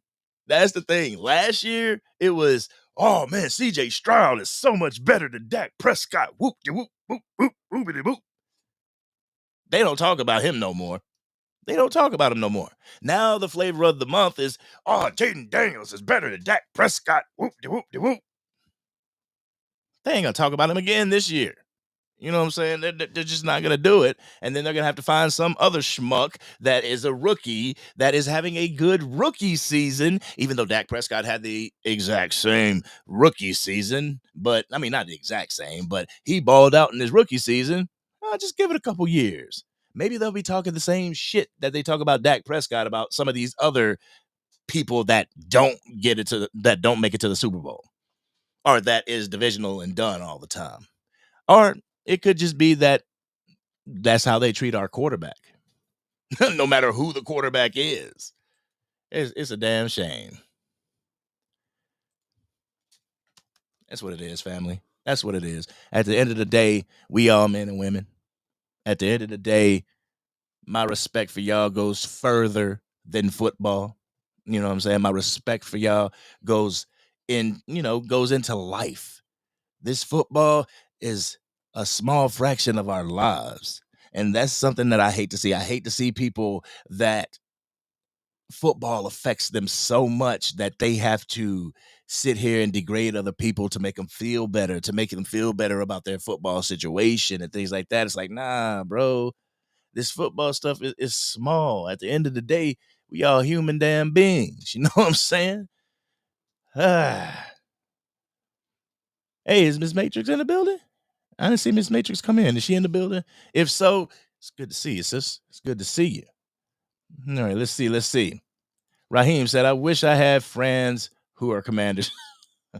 I wish I had friends who are Commanders fans. I mean, I got fans who are Commanders, Giants, 49ers. I got family that's Eagles fans. I don't have too many Commanders fans. I mean, I know of a few, but it's all right. It's all right because, like I said, at the end of the day, what some people do, and I don't seem to get it, is like it's rivalry 24/7, 365, no respect, nothing like that. My rivalry comes like I'm not obviously going to go out and rock a Philadelphia Eagles or an NFC East or another team's jersey. I'm not going to do that. No, I'm a Cowboy. But if the Cowboys are playing the Raiders and the Philadelphia Eagles are playing the Bucks or something, I'm not going to be like, you suck. You suck. No. Go play a game while we playing ours. But if it's in like playoff seeding, I'm gonna hope you lose. Yeah, it's gonna come down to that. I'm gonna hope you lose. But at the end of the day, the rivalry does not run my life. The rivalry doesn't dictate how I treat somebody, and I feel that rivalries do that with a lot of fans. It dictates how much respect that you have for a person. It dictates how you talk to another person. And at the end of the day, I'm a grown ass man. Just like everybody else, y'all grown. And we'll just go ahead and get into it real quick because I was gonna get into this topic later on in the live, but we'll go ahead and do it now. This morning into this afternoon and all this stuff, I had there was somebody on X and they asked the question. They were like, do you support Dak Prescott? And yes, I support Dak Prescott. I support him as our quarterback, and I'll support him until he shows visible signs of regression. But then I had somebody pop in and say and call me a Dak tard, like the most creative name that he could have came up with. A grown man with a profile picture of supposedly the Hulk, So he called me a Dak tard, and I'm like, so what makes me a Dak tard? Like, what would happen if the Angry Cowboys fan came on his podcast or came on his platform and said, you know what? I've had it.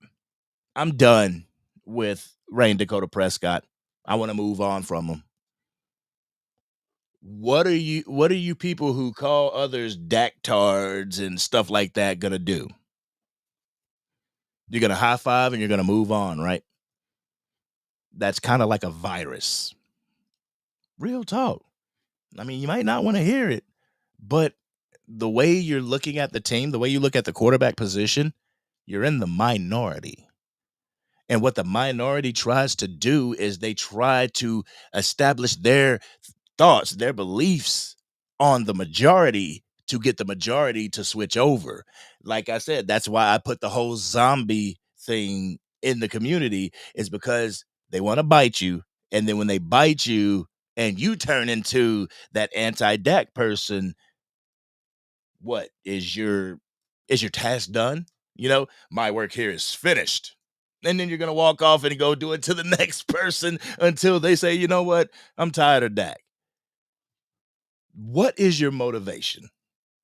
Do you get a stimulus check for that?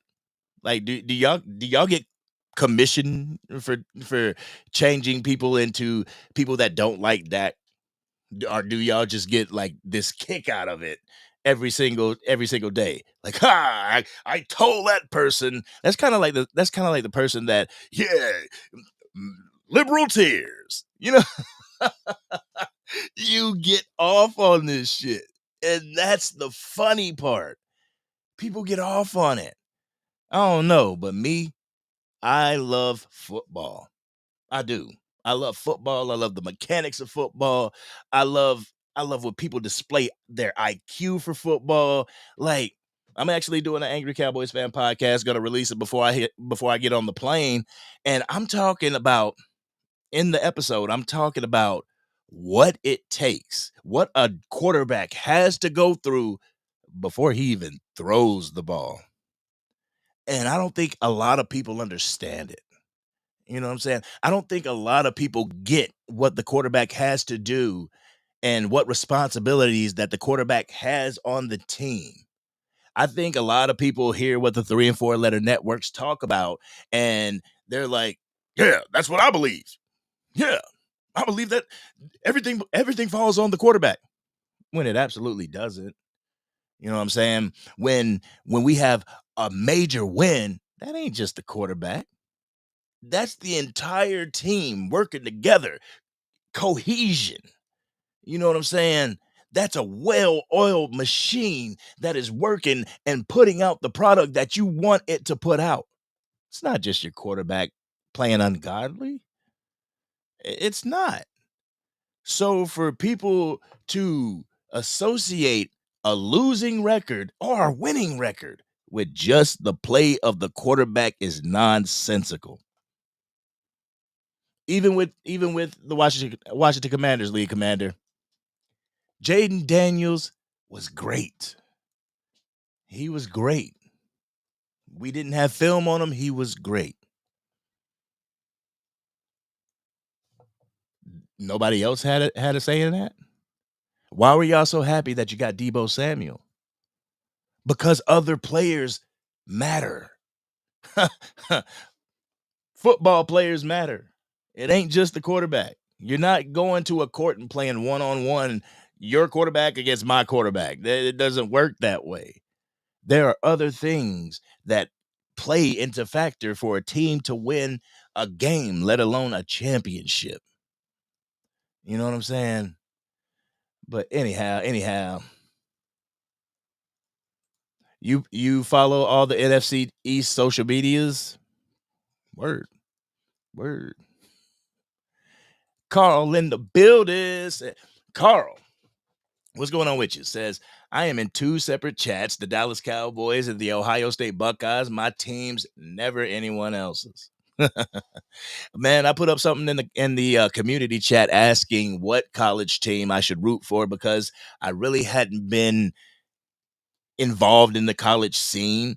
When I get involved in the college scene is when I start looking and scouting potential people that could be coming to the NFL. And I feel that I need to do more, that I need to watch a team. You know what I'm saying? I really want to watch and follow a team like I follow the Dallas Cowboys. And so I asked people in the chat, like, who should I follow? What college team should I follow? And we had a lot of people talking about, like, the Buckeyes or the Longhorns. And let me just see real quick if I could pull it up. If I could pull it up and see what everybody was saying as far as the teams that I should. All right, we got the Texas Longhorns, another Longhorn, the Notre Dame Fighting Irish. My man Drew says the Michigan Wolverines. We got an Arizona Arkansas Razorbacks. Georgia Longhorns are pretty much getting it. We got the Penn State Nittany Lions. Bless you. We got the Colorado Buffaloes. I don't know, man. I don't know about the Colorado Buffaloes. All right, we got Roll Tide, and we got LSU, Texas Longhorns, Florida Gators.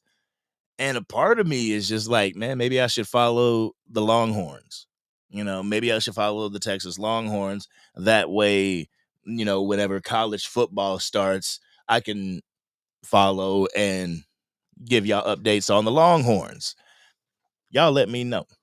But I'm also thinking of just maybe covering the entire college scene and, talking about stuff throughout the entire college scene. That way I could be acclimated to the draft, and instead of like scurrying to find film on the potential people that's coming to the NFL that already have a knack for it. You know what I'm saying? Hey, hold on, wait, where that? It says zigzag your ass. Uh-oh. What we got going on now? All right, where's that? Where's that? Yo, I didn't mean to say Arizona. I said Arizona because I've had Ted Earl McMillan on my head this whole draft process. He said, man, ACF, Arizona, really? I didn't mean to say Arizona. I meant to say Arkansas. My bad. Shoot. What state am I in? I am in VT, Vermont. That's where I am. I'm not in Texas, and Vermont really doesn't have it doesn't have a football team. So I'm kind of stuck in how I was stuck as far as being a Dallas Cowboy fan, because when I became a Dallas Cowboy fan way back when, Carolina didn't have a team. You know what I'm saying? The Panthers did not exist. So my sister, love you, Nikki, she was and is a Dallas Cowboys fan, and that's how I was turned on to the Dallas Cowboys. And once we did get a team, it was that crossroads: do I go with the Panthers or do I stay with the Cowboys? And I stayed with the Dallas Cowboys. Hey, so that's why and I know what you're saying, like, your hometown ain't got a football team. No, they don't. So, and I don't know. I don't want to go with UNC just for the simple fact, like UNC and Bill Belichick and meh, I kind of want to keep it. I kind of want to keep it central. That would be like me coming on here and going for the Dallas Cowboys, but then we're gonna have some NBA talk and we're gonna talk about the Golden State Warriors. Kind of don't want to do that. But Carolina Duke, I don't know. And Carl says the Ohio State Buckeyes have been one of the most competitive teams in all the football for the last 30 years. I mean, for real. Like, that's why I was that's why I was high on like Quinshon Judkins and Travion Henderson, is because the last time we had a dominant run game, he was an Ohio State Buckeye. You know what I'm saying? The Ohio State. So that's why I was so pumped and wanting to get one of those two running backs, because that's like, you can't go wrong as far as running backs coming out of Ohio State. That's like Philly having their defense from Georgia. You can't really go wrong in the first round with somebody from Georgia, Yeah, Drew, you're absolutely right. UNC is more of a basketball. Like, the Tar Heels are known. Duke is known for their basketball. Their football, Oh, hey, Joe, you saying Henny Lamore is on right now? Henny Lamore live from the liquor store. Yo, him and Henny and Landlord crack me the hell up. I love watching them because not only do they have dope ass content, knowledgeable content, they funny as hell when they spitting it too. Yeah, I love Henny the Boy and Landlord, man. I appreciate them. And I appreciate everybody in the content creation space, even those people that may not agree with my assessments when it comes to Dak Prescott. The ones that, Dak sucks and pop, whoop, whoop. I still got mad respect for him, because it takes a lot to get up on here, get in front of this camera, and bring y'all some classy Cowboys content. It takes a lot. So I have nothing but respect for these guys, nothing but respect for anybody that does this content creation space. That's why I was so pumped on like sharing one of my sister's YouTube channels, and she didn't want me to do that. My bad. I'm sorry. I'm not gonna live that one down though. I'm not gonna let myself live that one down. I'm gonna beat myself up over it. Chubb, same here. Baltimore wasn't a team yet, and I wasn't gonna like the Redskins / Commanders. That's the thing. Like, yo, I'm not gonna like them. I like my Dallas Cowboys. And oh Lord, come on, Raheem. Come on, bro. Hey, saying spin in the building. Yo, what's up, brother? I'll see you on Tuesday, fam. Actually, I'm gonna call you tonight. We're gonna chop it up, all right? Make sure you are available. But Raheem, like, yeah, I know M Breezy's content, and M Breezy doesn't like Dak Prescott. And I'm not the type to M Breezy's wrong. Nah, that's his feelings. You know what I'm saying? That's his take. And I'm not gonna sit here and say that a person is wrong with their take. That's how they feel. Who am I to say that they wrong? You know what I'm saying? But I also expect the same respect from other people. Y'all know that I'm pro Dak. Y'all know that, I rock with Dak Prescott. So it's like, all right, we respect Angry Cowboys fan, his decision to rock with Dak Prescott. I don't agree with it, but it is what it is. Let's listen to more of his Cowboys content other than Dak Prescott. Some people just don't do that, though. Some people will continue to come to my comment section and just beat me and bash me over the head with their anti-Dak rhetoric. And I'm like, y'all know how we rock on this channel. We are an optimistic folk. You know what I'm saying? We are optimistic people that have hope in the entire situation in Dallas, hope in the entire roster. We even have hope with Jerry and Stephen Jones. Hopefully something will change. A light will come on in their heads and they'll realize that we need a little bit more than what we have, So I just expect that same type of respect back. And there's just some people that, for what it's worth, just don't do it. They'll continue to come on and Dak ain't it, and Dak is this, Dak is that. Like, there's some people I don't even hear from on any video unless it's a Dak Prescott video. Like, they're like Beetlejuice. You say Dak Prescott 3 times, they pop up. It's showtime. You know what I'm saying? They do that. I don't get it. And it's like, you could put out dope content after video after video after podcast. And then you make that one podcast about Dak Prescott. You didn't see him on the other ones. But that one Dak Prescott video, peekaboo, I'm here. Dak sucks. Like, why? And I believe those type of people just like to argue. You know what I'm saying? They just like to argue. And I ain't with it. Keep it a buck with you. I'm not with the arguing. So for those people that don't like Dak Prescott, I'm just forewarning you. It's not that I don't see your comment. It's that I'm just done responding to it. Just because we have the same conversation probably once a week, and I'm tired of commenting on it. You know how I feel about Dak Prescott and Dak leading this team, and I know how you feel. I'm not the Jehovah's Witness that's going to knock on your door and try to convert you into liking Dak. Nope, that's not my agenda. But what my agenda is to give you classy Cowboys content with that raw and uncut, and to give you my perspective on how I see the team. You know what I'm saying? So if you respect that, you respect that. If you don't, hop off, like Dak Prescott said. Real talk. Lead Commander, Angry. You have a great channel. I listen to Rome, Big Game James, DMV, Facts Only Sports. Okay, Facts Only Sports. I ain't heard of them. You just put me on to somebody. Mark Holmes, all good channels. Yo, I appreciate that, fam. I appreciate, the respect that you give. You are a Commanders fan, but you give a different perspective. You know what I'm saying? And there's a 49ers fan that's in here as well that the name keeps slipping me, but it's not about the rivalry to this guy.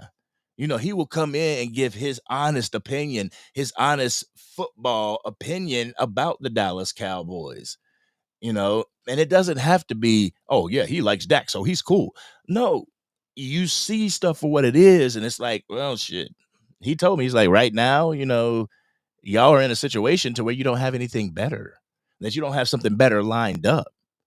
And my take on it is like,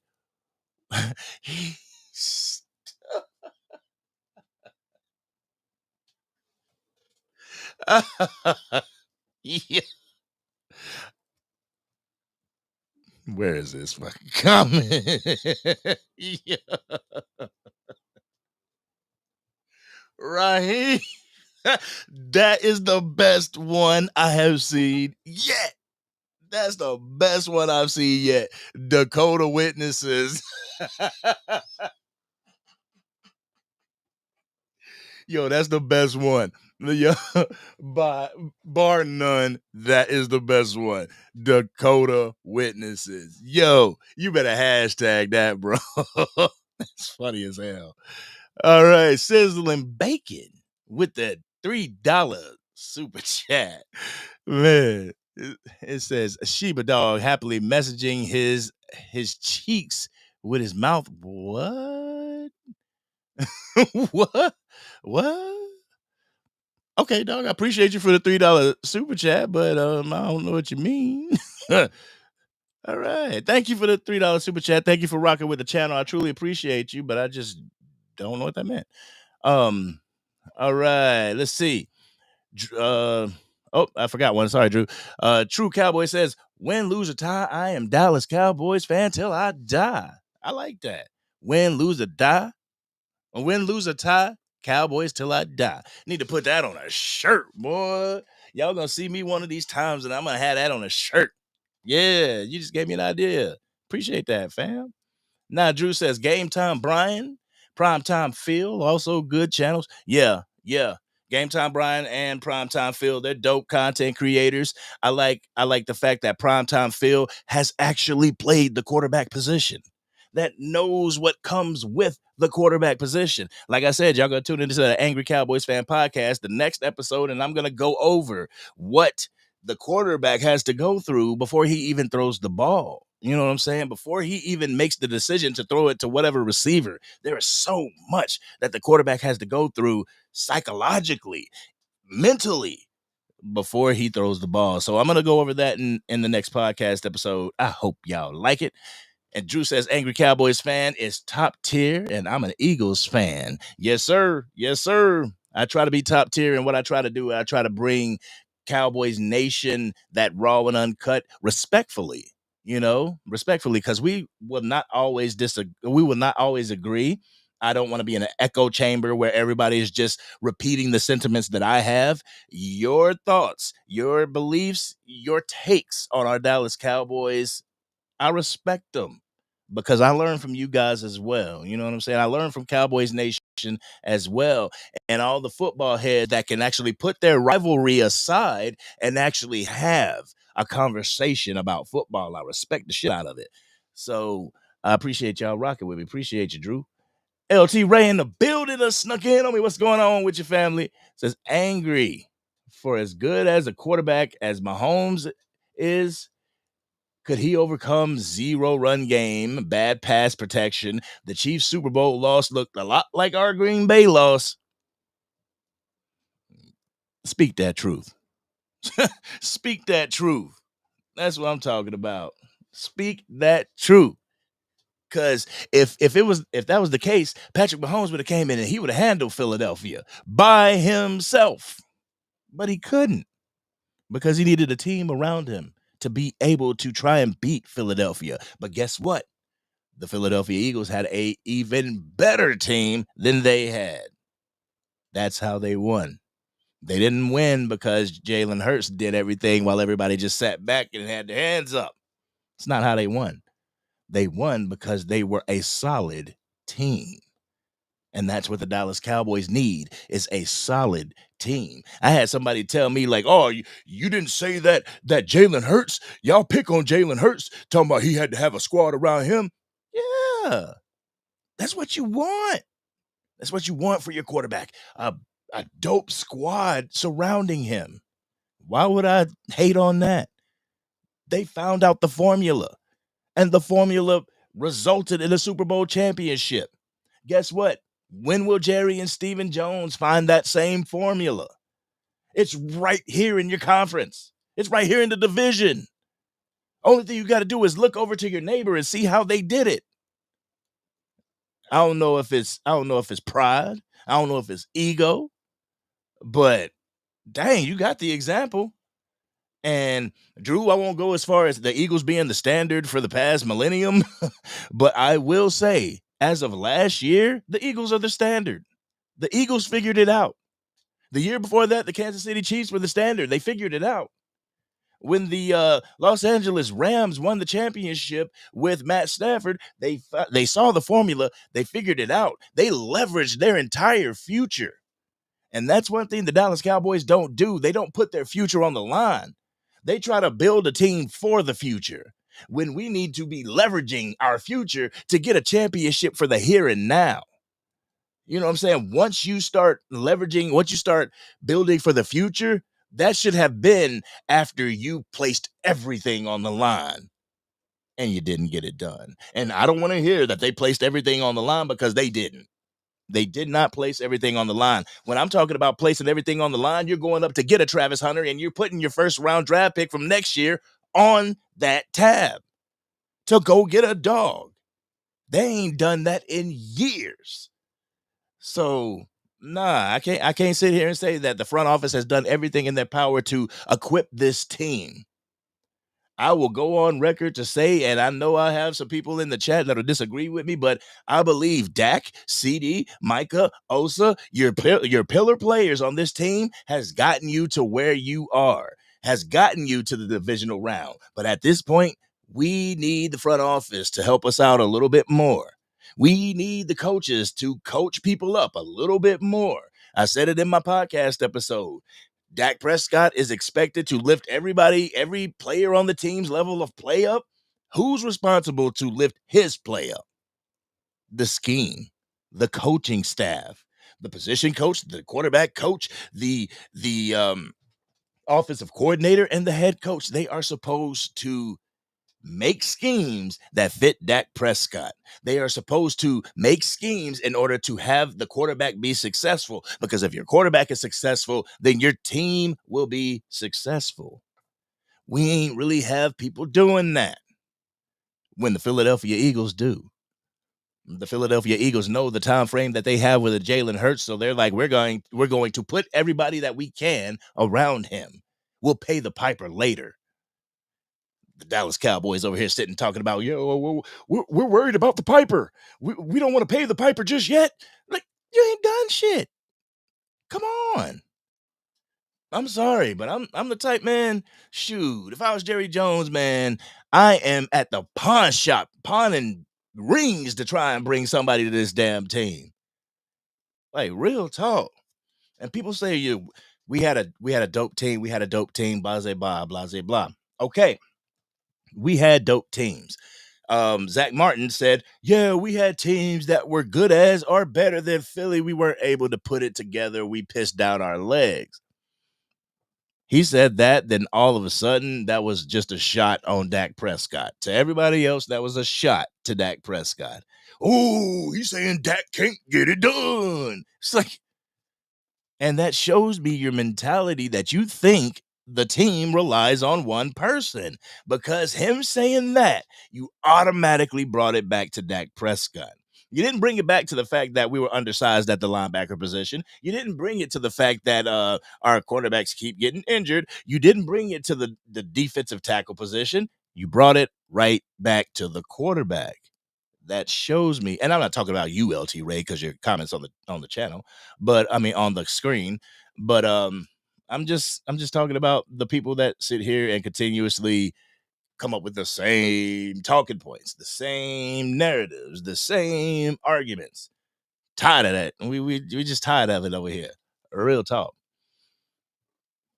All right. Let's see. Chub says, I like all cheerleaders. Oh, man. Yeah, I used to like all the cheerleaders. Then I got married. Hey, big time. What's going on with you, big time? What's going on with you, bro? So we've been on for an hour and 50 minutes, and I put the link to the live in the comment section for people to come up. So I'm gonna give it one more chance.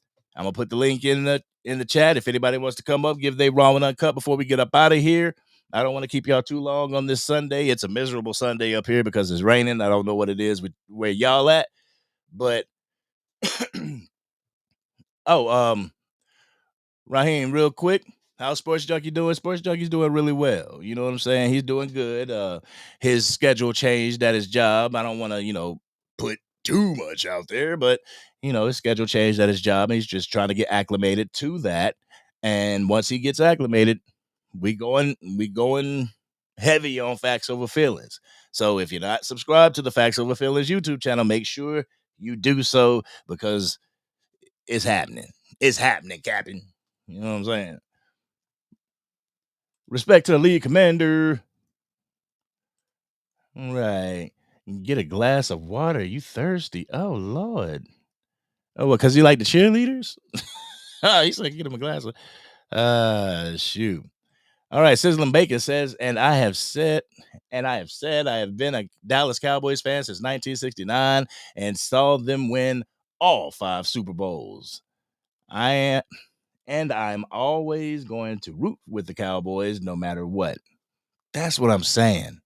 I'm going to root on. I'm going to cheer on our Dallas Cowboys. I cheered on our Dallas Cowboys before Dak Prescott. I'm going to cheer them on after Dak Prescott. I cheered them on before Rico Dowdle. Cheer them on after. You know what I'm saying? So for people to be like, oh, you guys are just fans of Dak. Like, damn, weren't we here before? Weren't we here before Dak Prescott got here? I mean, I can show y'all pictures of me like 12 years old in my starter jacket, my Dallas Cowboys starter jacket. So for people, it feels disingenuous and it kind of feels disrespectful. I'll keep it a buck. It feels disrespectful for people to come on here and say, oh, you're just a Dak Prescott fan and you're not a Cowboys fan. It's like, go fuck yourself. And I know I don't swear that much on here, but that's what it boils down to because a lot of us have given our lives to this damn team. Before and will after Dak Prescott have given our life, our time, our money, all this stuff to have some clown be like, oh, you're Dak sexual. You only like Dak. Like, that's what pisses me off, real talk. And I still got to get my thick skin. I'm going into year 3 and everything. I got to get my thick skin. And somebody said that, oh, y'all didn't like our support. What was the name? Noah Brown.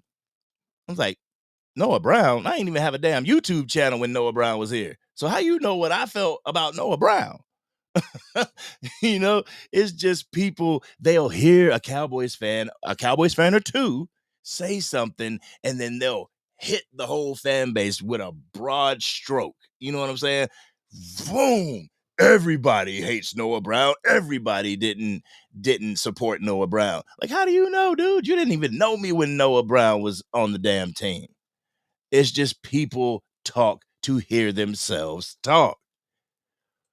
But Jared says, the Angry Cowboys fan, the goalpost keeps getting moved for Dak Prescott and the other quarterback players. Dak Prescott is a choker, but to others about others, they get excuses. Yeah. Dak Prescott is a choker because he can't lead this team, but then you'll have people like Josh Allen or Lamar Jackson or Justin Herbert and all these people pretty much like what? Josh Allen and Lamar Jackson made it to an AFC championship. Justin Herbert didn't. Hey, Miss Matrix, how you doing, ma'am? How you doing? But Justin Herbert didn't, and he gets more accolades. He gets more praise than a Dak Prescott does. Like Trevor Lawrence down in Jacksonville hasn't been further than Dak Prescott, but gets more praise than he does. It boils down to, and you don't have to like Dak Prescott, but when you call yourself a Dallas Cowboy fan and you're rooting for your QB1 to mess up, I'm sorry, that's not fandom. To me, that's not being a fan, because even though some people have a campaign on Jaylen Tolbert not being the wide receiver too, people would jump to the automatic conclusion that people want Jaylen Tolbert off of this team. That's not the case. Because if we get a dope wide receiver 2 for the Dallas Cowboys, move Jaylen Tolbert's ass to wide receiver 3. Put him in wide receiver 3 and have him be a dog there. That way we got 3 dogs on the field as opposed to just 1 or opposed to just 2. We got 3 dogs. So, like, people just jump to that conclusion. You don't support Jaylen Tolbert. Like, yeah, I do. Yeah, I do. Like, I'm not the one on here that keeps campaigning to get Mozzie off the team. I'm the one on here that's saying, yo, Mozzie, let's step it up. Year 3 is usually the year that a defensive tackle gets in there and steps it up. Oh, I didn't press return on the link. Let me press return on the link real quick. There you go. Links in the chat. But, like Mozzie Smith. Go to bat for Mozzie Smith. Tyler Guyton. Go to bat for Tyler Guyton because it doesn't do our team any damn good to go on social media because they go on social media and to see the fan base degrading them. See the fan base just continuously putting them down. Like, what the hell am I doing this for? If the fan base is over there clowning me and everything, then why am I doing this? I might as well just worry about myself and get my money. So that's why I support all the players on this team and not just 1 or not just 2. But the people that don't like Dak, they don't see that, just like they don't mention, the Seattle Seahawks playoff game, the Tampa Bay Buccaneers playoff game, the Green Bay Packers playoff game, where Dak did shine. He did show his ass in that game. They don't mention those games. They only mention the ones where he threw interceptions and didn't do good. Real talk.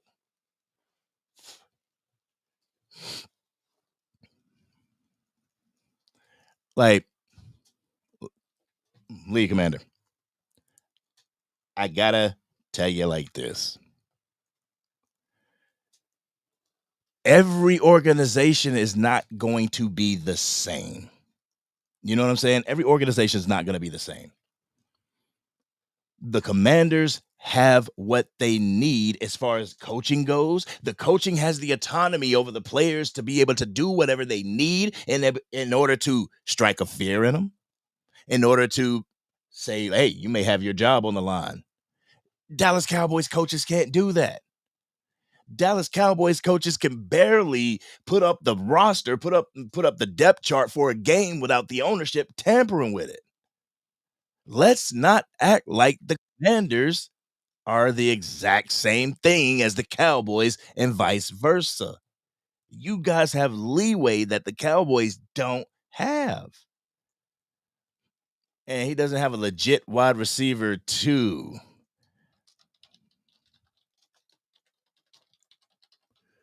Let me see.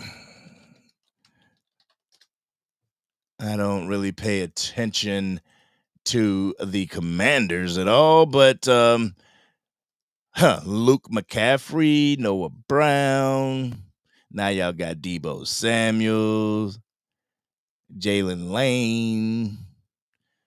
I mean, we don't know who these players are until they make a name for themselves. You know what I'm saying? We just don't know who they are until they make a name for themselves. But you got a wide receiver too this year. I just anyway, I got somebody that is waiting to come up. Come on now, Hoodie. I got to see your face. Come on now. Just want to come on here and break my rules. All right, don't put it up. I need to see your face if you're going to come in. All right, let's see. I had some people that they don't show me. Come on now, you got to show me, damn it. I had some people. There we go. All right, D'Angelo Brown has gifted 5 memberships. I appreciate you, D'Angelo. Appreciate you. Nice. Now we got some more members. We got Jeremy Betts as a member on here. All right. He received a membership gift. That's what I'm talking about. 'Tis the season. People being jolly. All right, we got Joey Badass received a membership as well. Welcome to the Angry Cowboys fan family. All right, JVB Boy got the membership gift. All right, Calvin Hicks got a membership gift as well. And Marcus McFarland is a member. Appreciate each and every one of y'all for becoming a member. Yo, D'Angelo, appreciate you for the gifts. Gifts that keep on giving. That's what I'm talking about with the fire emojis. Yeah, that's what I'm talking about. Hoodie, like if you was gonna come on, man, I gotta see your face. You know, I know that, background may be messed up and everything. I mean, my background ain't that good either. Y'all can see my background for the first time ever. Let's see. Yeah. That's my wall back there, y'all. That's my wall. I done put graffiti and everything up on that. Graffiti and everything. Oh shoot. My mama calling me. Hold on real quick. I think this is an update on my brother. Hold on real quick. This is an update.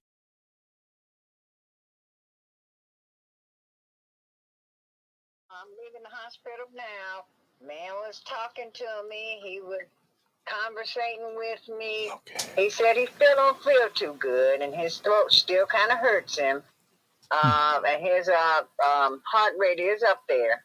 Okay. But they've got medicine for him that they're giving it to him, and he got a nice, pretty nurse named Amber. You know, he like that. Right. But when I left, he was going to sleep. He told me to go on home. He was going to take a little nap. So Okay. she's going to call me in a couple of hours and update me with everything, and I'll call you. Okay, mama. All right. Yeah. I just can't wait for you to get here. I think it's going to make all the difference in the world, Jason. Yeah, that's what I was thinking. I was thinking, seeing that he couldn't come up here, that I would go down there and just try to, brighten his day a little bit. But mama, when you getting home? I'm kind of live right now. Oh, okay. I'm going home now. What time you gonna be in line? I'm gonna get off in a few minutes. So I don't want to take everybody's time up. I'll call you probably about 9. 9 o'clock. All right, mom. All right, I love you. All right, love you too. Bye-bye. Bye bye. Sorry guys. That way I put it on speaker so you guys could get the update as well.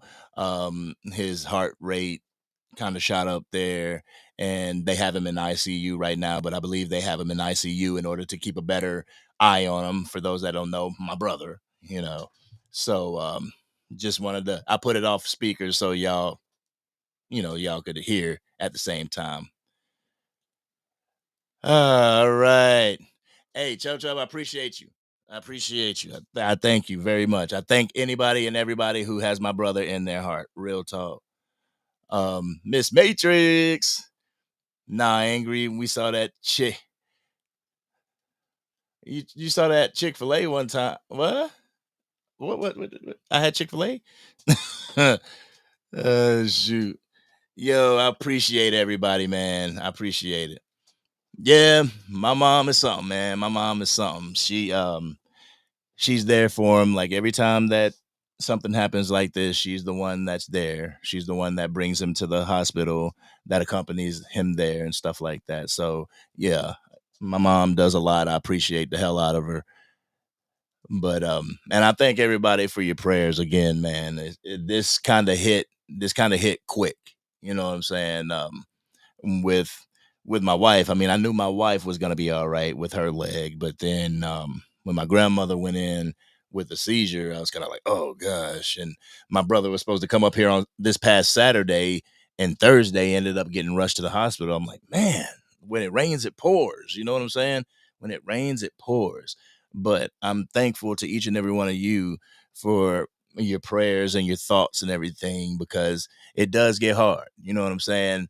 And I really want to convey this to the ones that come into the comment section and sit here and the only thing that you want to do is argue.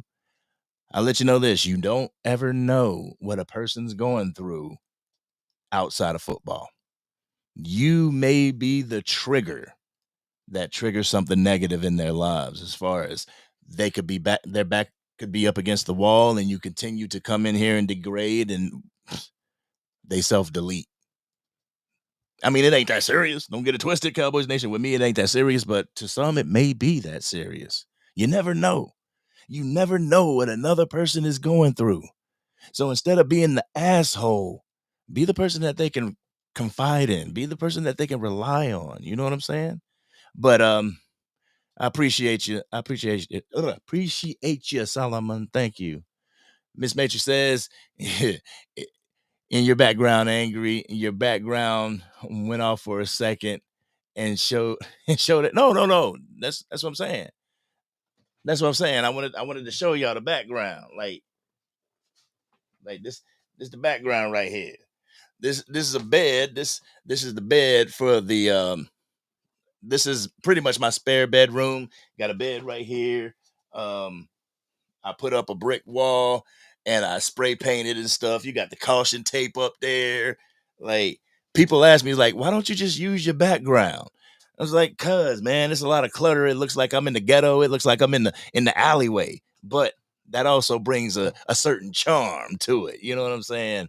But yeah, y'all got, look at that. I don't let a lot of people see the background. But y'all get to see it. I appreciate it.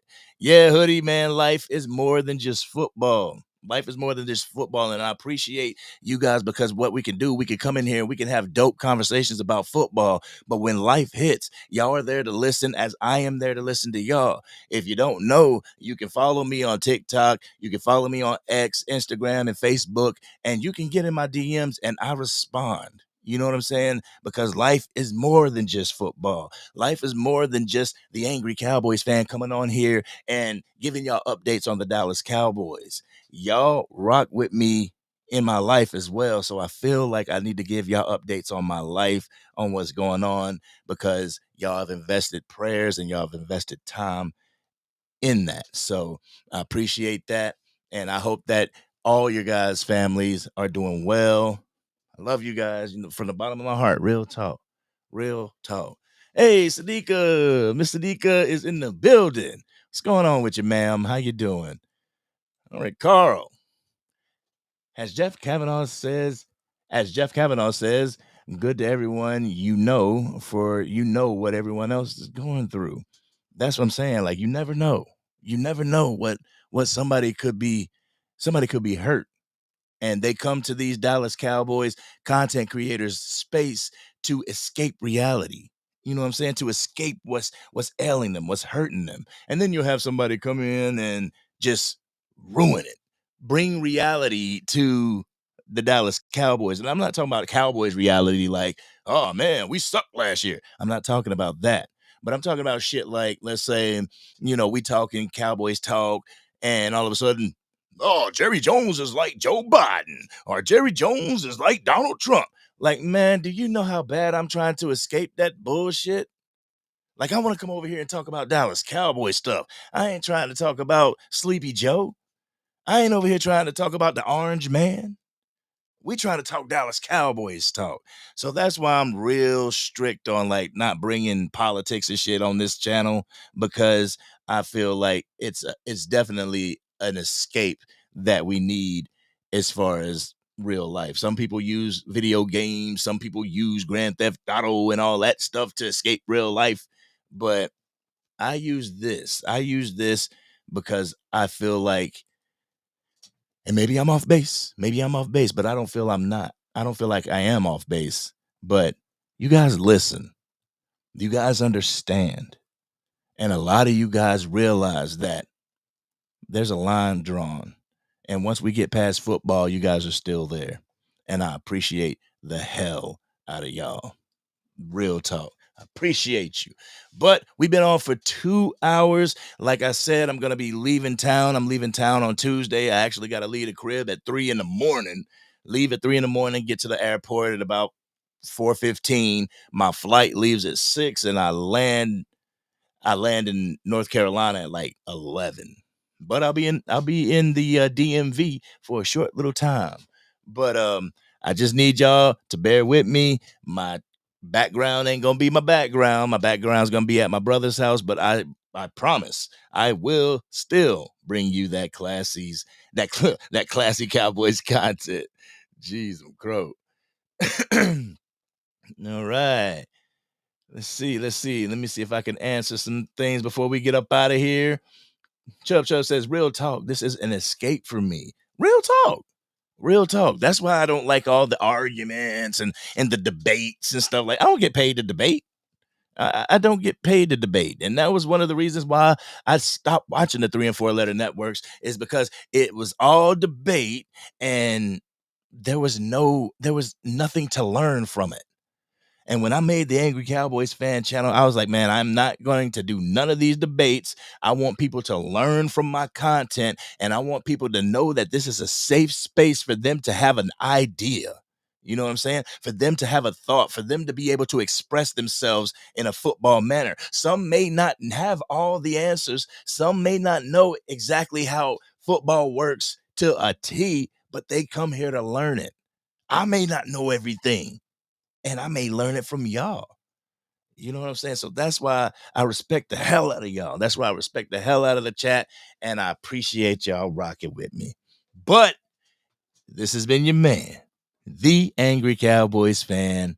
We're going to get up out of here. I appreciate the well wishes. I appreciate the prayers. I appreciate the safe travels. I will let y'all know I'm actually going to be documenting, I'm going to be making videos while I'm at the airport. I'm going to be making videos going on. I'm going to get my Mark Holmes on. You know what I'm saying? Making videos wherever I go. Shout out to Mark Holmes, and shout out to every other Dallas Cowboy content creator out there doing their thing. Everybody from Vach Lombardi all the way down to the person that only has 1 subscriber. Keep pushing, because this content creation space can be a wonderful thing if you allow it. But this has been your man, the Angry Cowboys fan. I will check you guys out with the Angry Cowboys Fan Podcast, episode 7. Y'all stay up. And I was about to say something that Jay Tuck said. Stay blessed and stay encouraged. Shout out to Jay Tuck. And man, I'm talking about all the Mount Rushmores over here, ain't I? But it's been your man, the Angry Cowboys fan. Gotta go get something to eat, y'all. Love you. I'm out.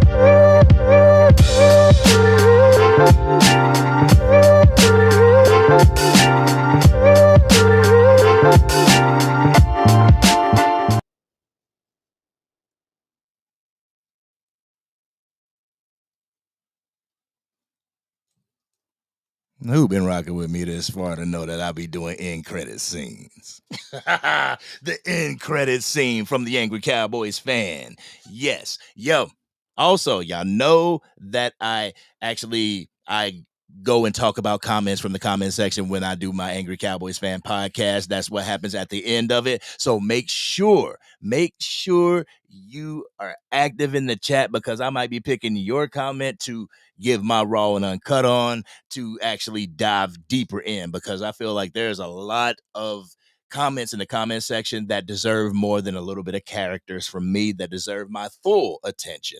So if you want me to do that, there's no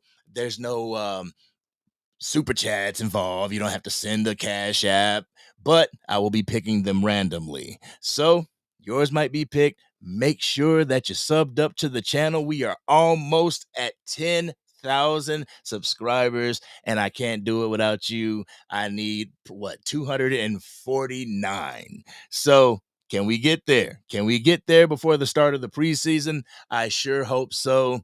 I hope you guys stay blessed, stay prayed up. Dallas Cowboys gonna do something this year. I'll holler.